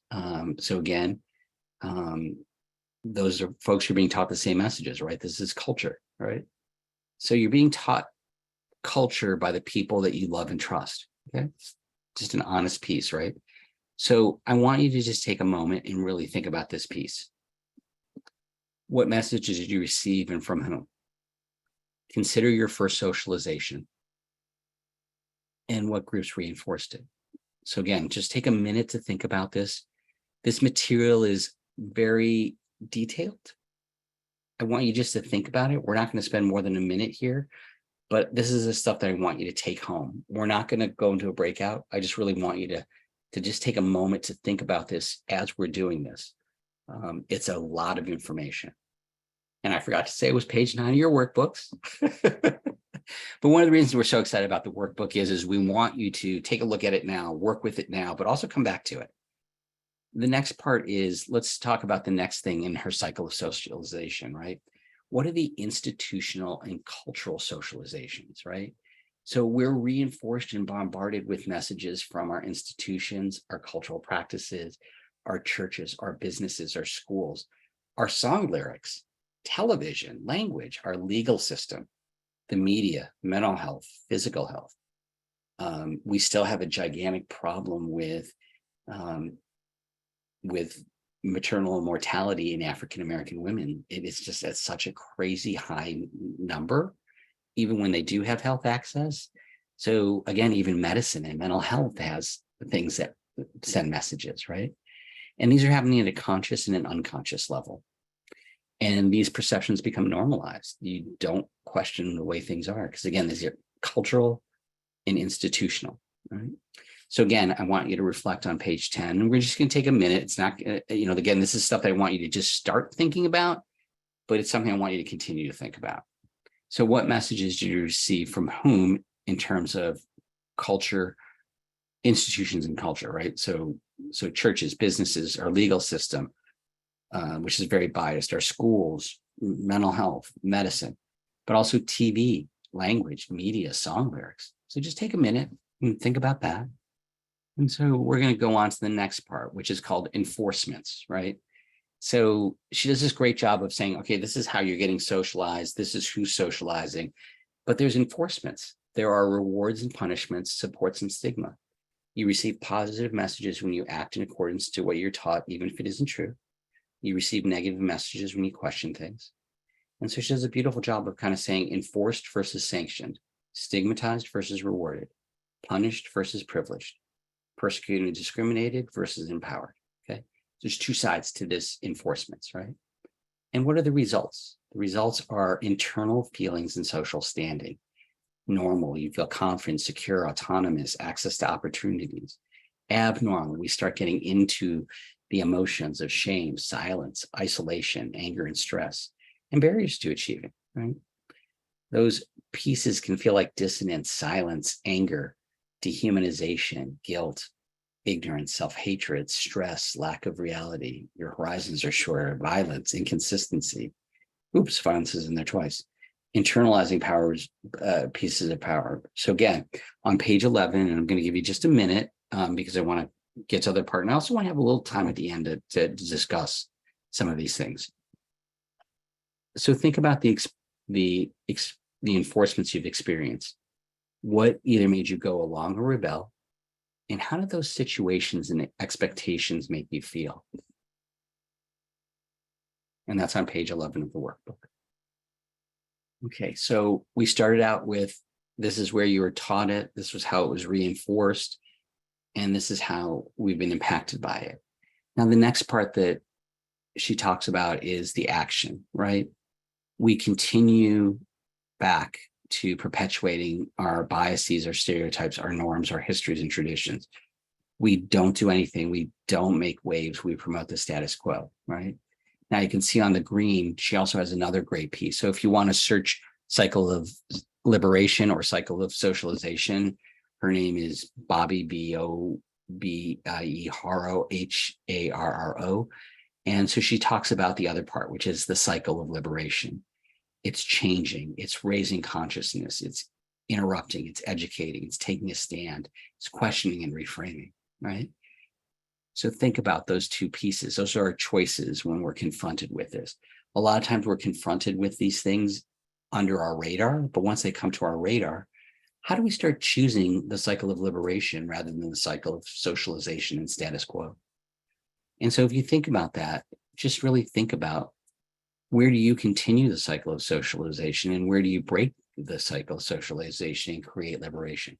So again, I'm just going to give you a minute to think about if you've had any of those experiences, and I'll share with you, we all have it. It's just happening under our radar.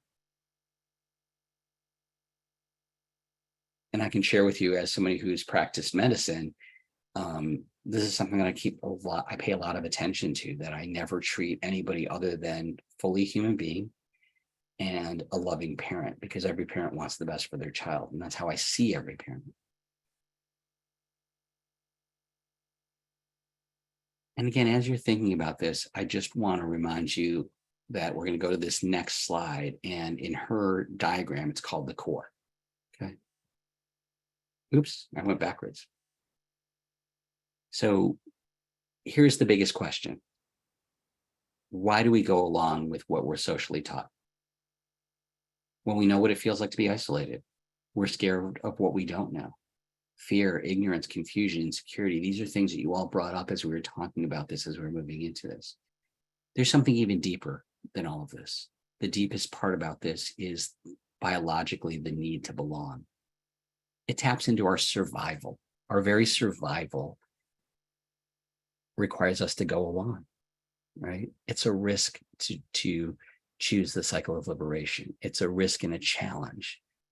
And it is the challenge and the risk that we all face today, right? So let's take one last piece about the times you went along with what you were taught socially, where there were times that you didn't go along with it. And I think the most important part I want to leave you with on this section, before we go into a group reflection, is, can you see how powerful our social conditioning is? I would like for us to move away from good and bad, right and wrong, racist, not racist, to really a deeper level of understanding that we all have the biological need to belong. And we need to really look at the us versus them kind of mentality that we have. It's part of the human condition and survival. And so we have to go against the grain of our own worries around our survival to be courageous to have these conversations. That was a lot of material. I don't know why I don't have a breathe slide in here, but I do want you all to stop for a second and breathe. There might actually be 2 slides down, but I want you to stop and breathe before we go into the group reflection. I know that this material hits me every time I do it. So I'll be honest with you. I don't know how it's landing for you or how it's hitting you, but every time I read it, every time I look at it, every time I think about it, it hits me at a deeper and deeper level of how important and impactful this is. So I want to come back, and again, we're not going to do this individual, because again, it's just really going to be a combination. If you want to put it in the chat, if you want to talk out loud, but I think this is the place where I really want to come back and say, what did you learn from the cycle of socialization? And reflect on what shaped your beliefs about race and ethnicity through the lens of this cycle of socialization. It's that same list: your experiences, your friendships, your families, your community, your education, your work, your social and cultural institutions, media. And does the cycle of socialization help you to see and understand implicit bias better? As you heard with my stories, all of my education came from my friends.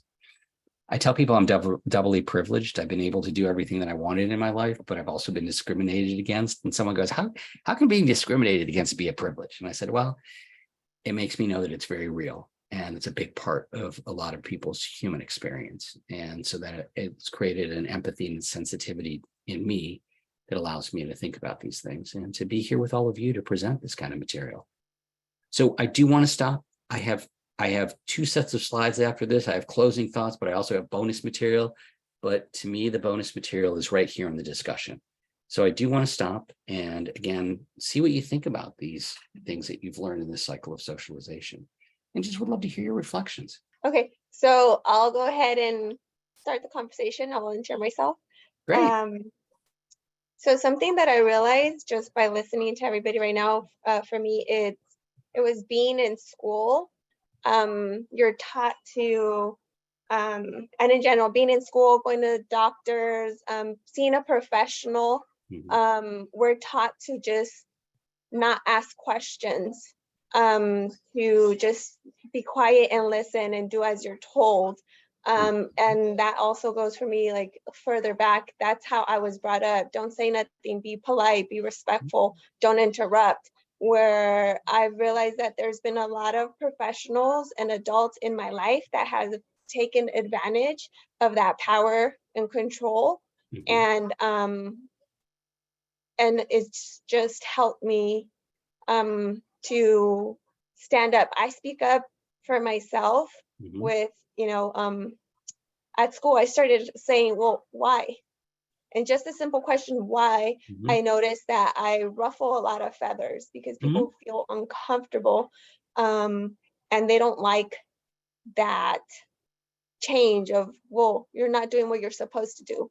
But I'm very big on my individuality and being very authentic and following my gut, that Mhm. feeling. And that's something that I'm trying to show my children. Mhm. And it's a balance of be polite to an adult because they're human beings. Even people we don't like, they deserve respect.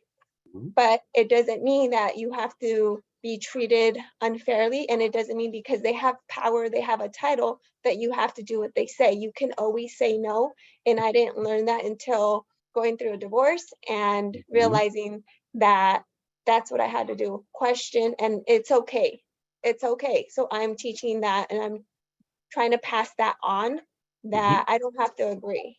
I can just say, okay, thank you, but no, thank you. And you just did such a beautiful job of illustrating again where there's a cycle of socialization and there's a cycle of liberation, right? And that liberation, you took some risks. It took some, kind of standing up for yourself. And it's an interesting thing, right? Because this need to belong and the need to be safe is so powerful and profound. And that's why as we do these conversations, I think it's so important to be able to feel safe in doing this, but also feeling the lack or the discomfort, right? The discomfort. Am I not going to be safe if I talk about this? Am I not going to be safe if I ruffle feathers, if I go a different way, right? Great. Thank you. Beautiful sharing. Yeah, Chelsea. I recently read an article about the elements that are part of white supremacy culture. Yes. And what is hitting me, having read that article and then having the time to do this personal reflection, is just another realization of how deeply embedded some of this is. Because in that article, they mentioned things like perfectionism, which isn't something I would have, before having read that, identified as something that perpetuates cycles of racism. Or but as I was reading that, just something of not looking at mistakes as if you're a mistake, Right. is so connected to everything you're talking about. And so that's just, it's resonating with me. Right. And there's a really important part of learning. And if we feel that I am the mistake instead of I made a mistake, it's so hard then to make change. Right. And so again, we're born into this and the elements of white supremacy. And again, I've had different people have different responses and reactions to it. It's just simply that when one race says it's better than another, if there are enough people that go along with it, it starts hitting us at an individual, at a group, and at an institutional level, and it becomes internalized, right? And it's really interesting because, again, when we think about things around sexism and we're still dealing with sexism at this age where we're been trying to make changes. So again, these changes are so deep, and the pieces where people get uncomfortable is where we actually have to lean in, not lean away. And there's a beautiful comment in the chat about, well, people want to stay in their comfort zone. Absolutely, absolutely. That's why this work is hard. And for you to come over and bring up some of these pieces, again, is where is the discomfort? What do we have to work through? There's discomfort and there's pain, right? And so, we need to learn how to sit with those things and move through that. So thank you. And again, this is the layered work that we have to do. And I'm very clear. I've been doing this for 20 plus years and I'm still learning. I'm still seeing biases. I'm still figuring out, did I really think that? Did I really see things that way? And the good news is once you once you see certain things, you can't unsee them. So you can't unsee certain elements of discrimination, redlining, other things that are just like, are you kidding me? We did this to other human beings. So it's really important. And again, I think we have to do it with a degree of humility and kindness and understanding that we all are born in innocence and we learn these things. And, as adults, we have a chance to unlearn these, and unlearning is just as important as learning. Great. Any other comments about the cycle of socialization, cycle of liberation? Yeah, I have a comment similar to what Nadia was sharing.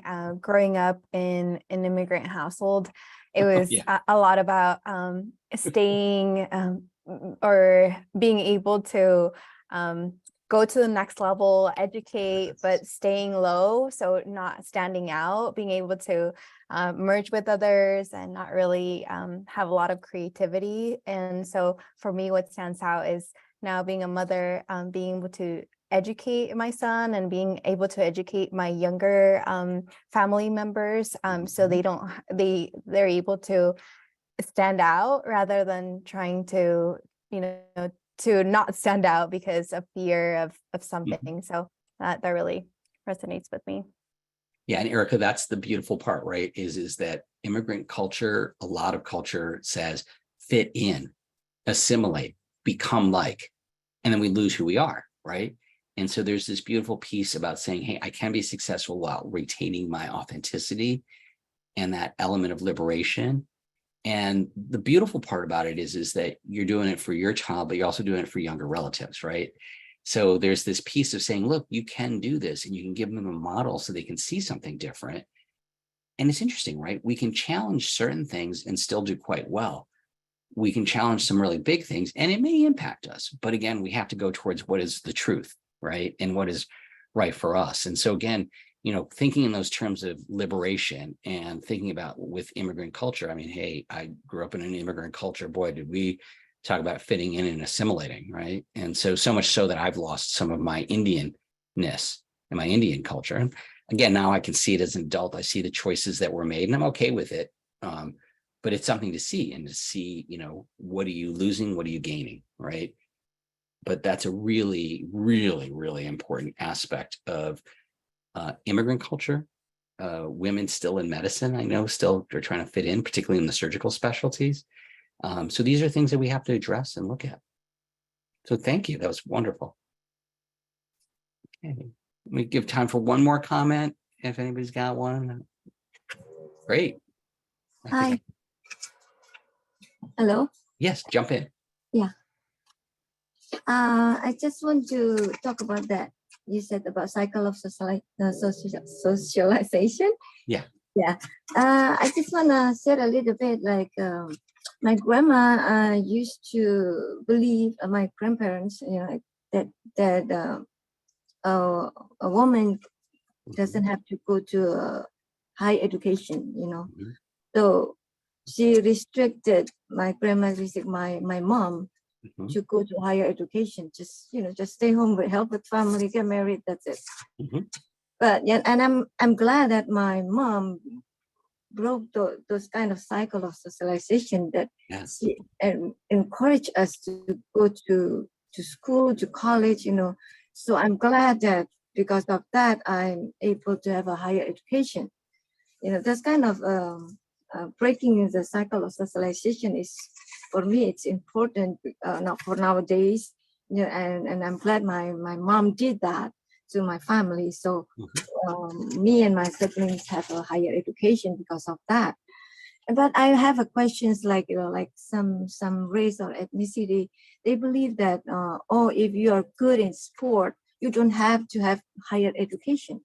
Your life will be okay, like provided or something, So that's my question. That's kind of that's a different belief, different culture, I suppose.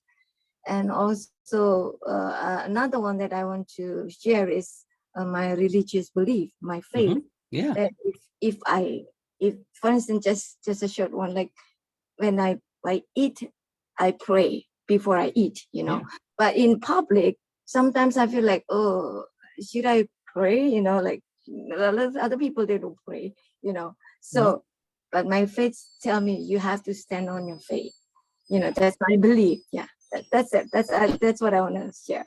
Well, really Thank you. quickly, I see another hand up, so I am going to do one more comment, but what you just shared is that your mother was part of the cycle of liberation, and you see how it transmits to future generations, right?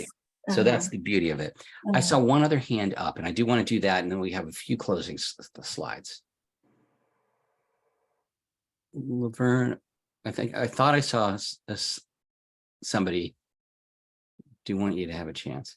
Okay, if you don't have a chance now, we'll see if we have a few moments at the end. Let me just do a couple of closing slides, just to kind of sum up some things. So again, remember to breathe. And it's actually interesting because I had this slide and I didn't have a picture. And when we were getting ready, Jess and I talked about this, and I found this picture, and I think this picture really sums it up, right? This is a father. It looks like a father with a daughter, and the idea of, can we really make those changes? And there's something just beautiful about this is where the change really happens, right? It's an individual level, but we have to look at it in our society, our culture, and all kinds of levels. Now, I just want to share with you some things that I've been working on, right? So I think of these as our family's unspoken questions. I jokingly say, this is what trauma-informed care feels like, right? It's, how does it feel? And I think the first question our families are asking is, are you safe? Physically, emotionally, mentally, and relationally. The second thing is can you see me? Or am I just a number, case, or another stereotype, right? The third question that they want to know is can you really help me? Are you good at what you do? And then will you be there in the long run? And will you be there when things get tough? And the other part that I found with families that have been marginalized or traumatized is there's a time that you get close to them, you have a level of trust, and when they get to that feeling of vulnerability, they'll push you away. And then the real question becomes, can you stay open, non-judgmental, and patient and inviting for them? So that's one thing I want to leave you with is we need to start talking about trauma-informed work from this lens of how does it feel for the family. The other part is the direction I'm going in this work is I see everything through the lens of nurture. And nurture is just to encourage the growth of. And so in the DEI framework, we don't talk about safety. And I think you can't help but talk about safety first, right? And so that's why I really brought in those emotions and making sure we're in a safe place. I also think diversity is important. And when we treat everybody with dignity, then diversity is embraced, right? And these track with Maslow's categories as well. I don't think you can get to equity until people feel like they matter. So for me, mattering is the important piece. And then I'm hearing more and more that the word belonging is being used with the inclusion. And again, you can see how it tracks with my framework of nurture, Maslow's framework. But I think this is what the next level of this work really requires, right? It requires creating environments that are safe with dignity, where people feel like they matter and they belong. This is where the work is going. This is where the work needs to go. What I want to remind you of is we haven't gotten there. Native American, African Americans have had a very unique, difficult experience where their family structure was destroyed systematically by our government. Okay, so that's a piece we need to be cognizant about, right? But colorism and colonialism exists as well as sexism. And I consider these things that are a rupture of our societal contract with one another around equality, the promise of us or the promise of the USA. And that's what we have to work on. So how do we work on that? Well, it's through relationships, right? So through our relationships, we create resiliency. And how does that happen? We help regulate people. Like I was talking about co-regulation. We help people to reflect, and then we help people reframe, right? And, one of my colleagues always reminds me that we say, we learn from experience, but when in truth, we learn from reflecting on our experiences, right? So today, that's what we're trying to do is create these windows and opportunities to reflect, to regulate, reflect, and reframe. And so to me, what I want to leave you with is our current challenge. We have difficult conversations, and we need to repair the rupture of our social contract with one another. And can we have conversations and take action for groups who've been marginalized? And you have to feel it to heal it and grow. Trauma, when it's not resolved, limits us. When trauma is healed, we become stronger. we become more resilient. There's a whole field of post-traumatic growth, and it's really important to think about that. And so again, I want you to come back to my thing about breathing. And I have bonus slides, which I think, Jess, we don't really have time for. I've got tons of bonus slides.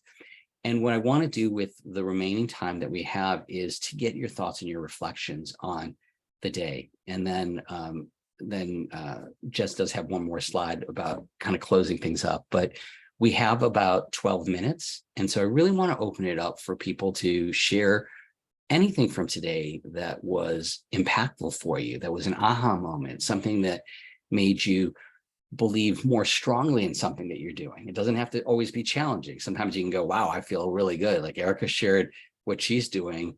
And, you know, from my perspective, I heard I'm doing this and I feel good about this. I feel good about not having to have my child feel like they have to fit in, but to be themselves, right? And my younger relatives. So I love that. So again, any thoughts, anything that you want to share in closing? I want to give us some time for that. I know 3 hours is a long period of time, but I do love hearing from all of you. I think too, if people want to drop it into the chat, Yes. Dr. Pradeep, you might be Yes. able to call on some based on what they are saying. Yes. Okay, so I'm going to multitask.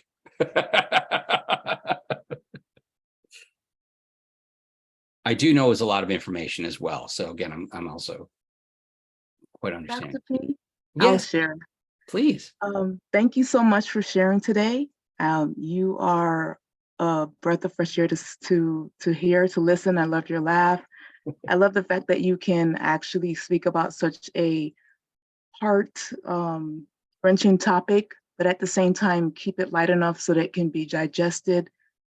I will say that I'm glad, I forgot who brought it up, but it was brought up that, as far as, and forgive me if I'm saying the wrong terminology, but white or Caucasian Europeans, they have the thought of, oh my God, I don't want to be looked at as racist. I am not like that.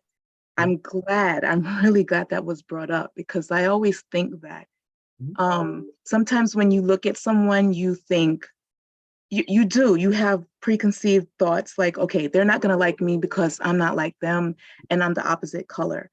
Meanwhile, they're thinking, I don't want you to think that I'm racist because I am this color. So everyone is going around with this, perception of the other race, thinking that they're looking down on them. And then that race could be thinking the same thing. So everyone has this traumatized thought of being looked at in the wrong way, whether in a good way or a bad way. So it was great that that particular piece was brought up. And once again, thank you. Well, thank you for the comment, because again, I want to take that comment and run with it a little bit. It's an interesting part. I said to those friends of mine who are older, who are white, who feel a little bit tender about like trying to share exactly what you're just sharing. And I said, it's interesting. I said, that means that we haven't done a good job of making you allies and accomplices. And we need to figure out how to give you a role so that you can feel good about what you're doing. Because these folks that I'm speaking about they're amazing. They're part of the solution.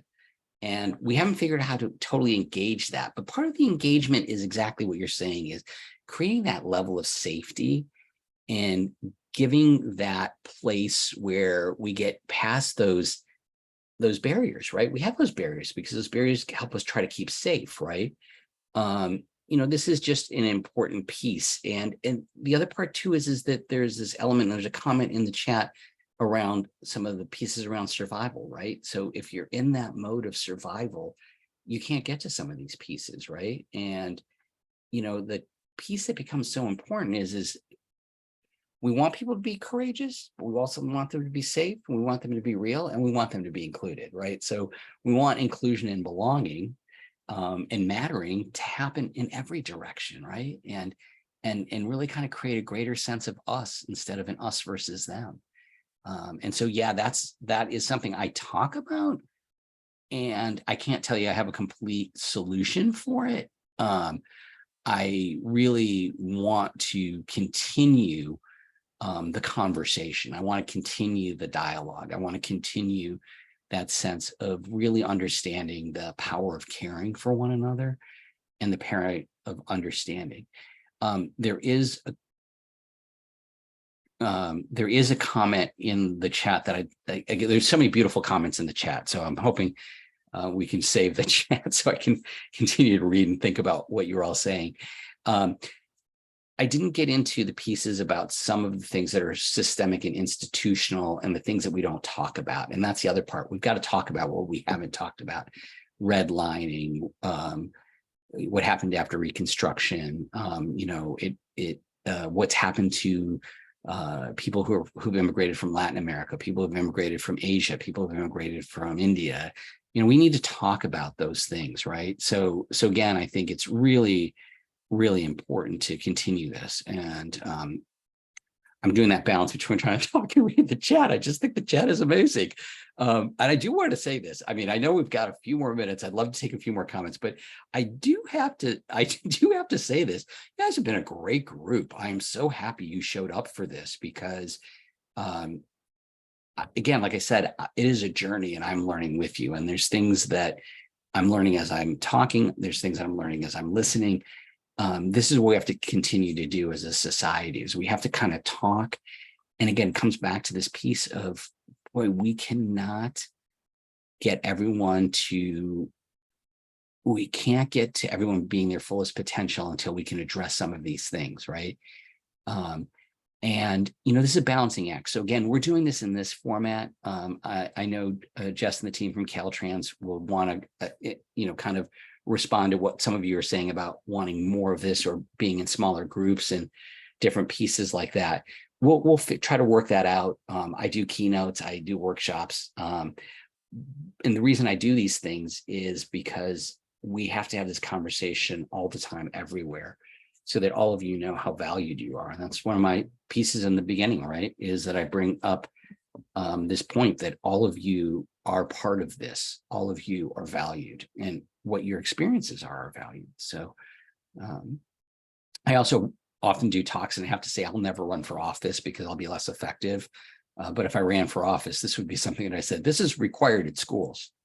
Learn about cultures and learn how to be more caring for one another.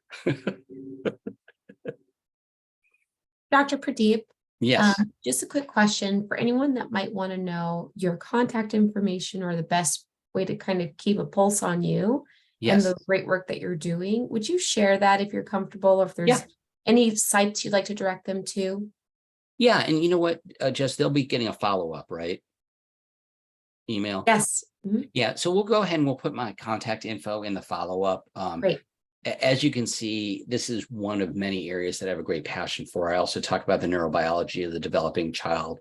I do stuff about the developing child and parent. I have a new model that I'm working on for child development. There's things that I do that I love doing this kind of stuff. So again, I'm doing some public speaking, but as somebody said, do you have a podcast? No, not yet. But they say everybody has a podcast, but Jess and I have actually talked about doing one together. I want him to do it. I've been saying it for a while. Yeah. Again, that's why I said she went from super fan to super friend to be encouraging me to do this. So again, I think there are, one of my big jokes is if you do search me on the internet, make sure you use both of my degrees, and not because I'm all, stuck on my degrees, but if you do Pradeep Gidwani, MD, you might get the managing director of Foster Beer in India. So MD also means managing director. So if you put MD, master's in MPH, then you'll get me. And there is a talk on the neurobiology of the developing child that I know is on the internet. There's a podcast with the United Way. There's a few more things out there. Caltran has some of my stuff around child development. There's some places for more resources, but I am always happy to do that. And, we have about 3 minutes, and I want to leave you all with something, and it came up in the chat, but I do want to just leave you with one little last story. It was 10 years ago, sometime within the last decade. I was talking with a colleague who's transgender, and he was born in a female body, but feels as male and has done the transition, is really a beautiful human being. And we were talking, and at the end of the conversation, he looked at me and he said, "Thank you." And I said, "Yeah, sure. For what?" I mean, I was like, you're educating me. I mean, like, thank you. And he said, because there's something about the way you are that is really affirming to me. And it was that moment where I was like, oh, you know what? When I was younger, we talked about being tolerant. And I thought that's not good enough for me. I want to be accepting. I want people to feel accepted. And this person's insight made me realize, no, I want to be affirming. I want to affirm people for who they are, not who I want them to be, not who society thinks they should be. I want to be affirming. And so that's the one thing I would leave you with, is we have the opportunity in our interactions with others to go beyond tolerance and acceptance to affirming. And boy, if we can just affirm others to be who they are, wow, what a world, right? So with that, I know there's 2 minutes left. Jess, I'm going to go to your let me see if I can get you to your last slide. There it is. Got you to your last slide. Thank you. And on behalf of Caltrin, we're always so grateful that you show up, but you show up for the audience, for the participants, your content. I'm so grateful. If you enjoyed today's session, why don't you drop an emoji and show Dr. Kudwani what you think? I hope you see these start to populate on your screen. You can see them. Perfect. Oh, cute. I know. So cool, right? Yeah, I'm not as up to date. Okay, great. So let me answer a couple questions while you're doing that. Question number 1. Hey, can I rewatch this? Yes, there will be a replay sent to your registration email in the next few days by Tuesday-ish of next week. If you are interested in this content and want more, of course, you can visit caltrin.org. That's where we kind of house a large archive of these types of trainings, including the Culture of One that Dr. Pradeep Kudwani talked about earlier that came with a guide. So I would recommend that. And also, if you are interested in a copy of a certificate of attendance, I have dropped the link in the chat. You'll have a very brief survey. It takes about 2-3 minutes, and then it ends with a copy of your certificate. So with that, Caltrin, we're known for landing right on time. So we have done it again. And thank you again so much to everyone for being here today. We can't wait to see you again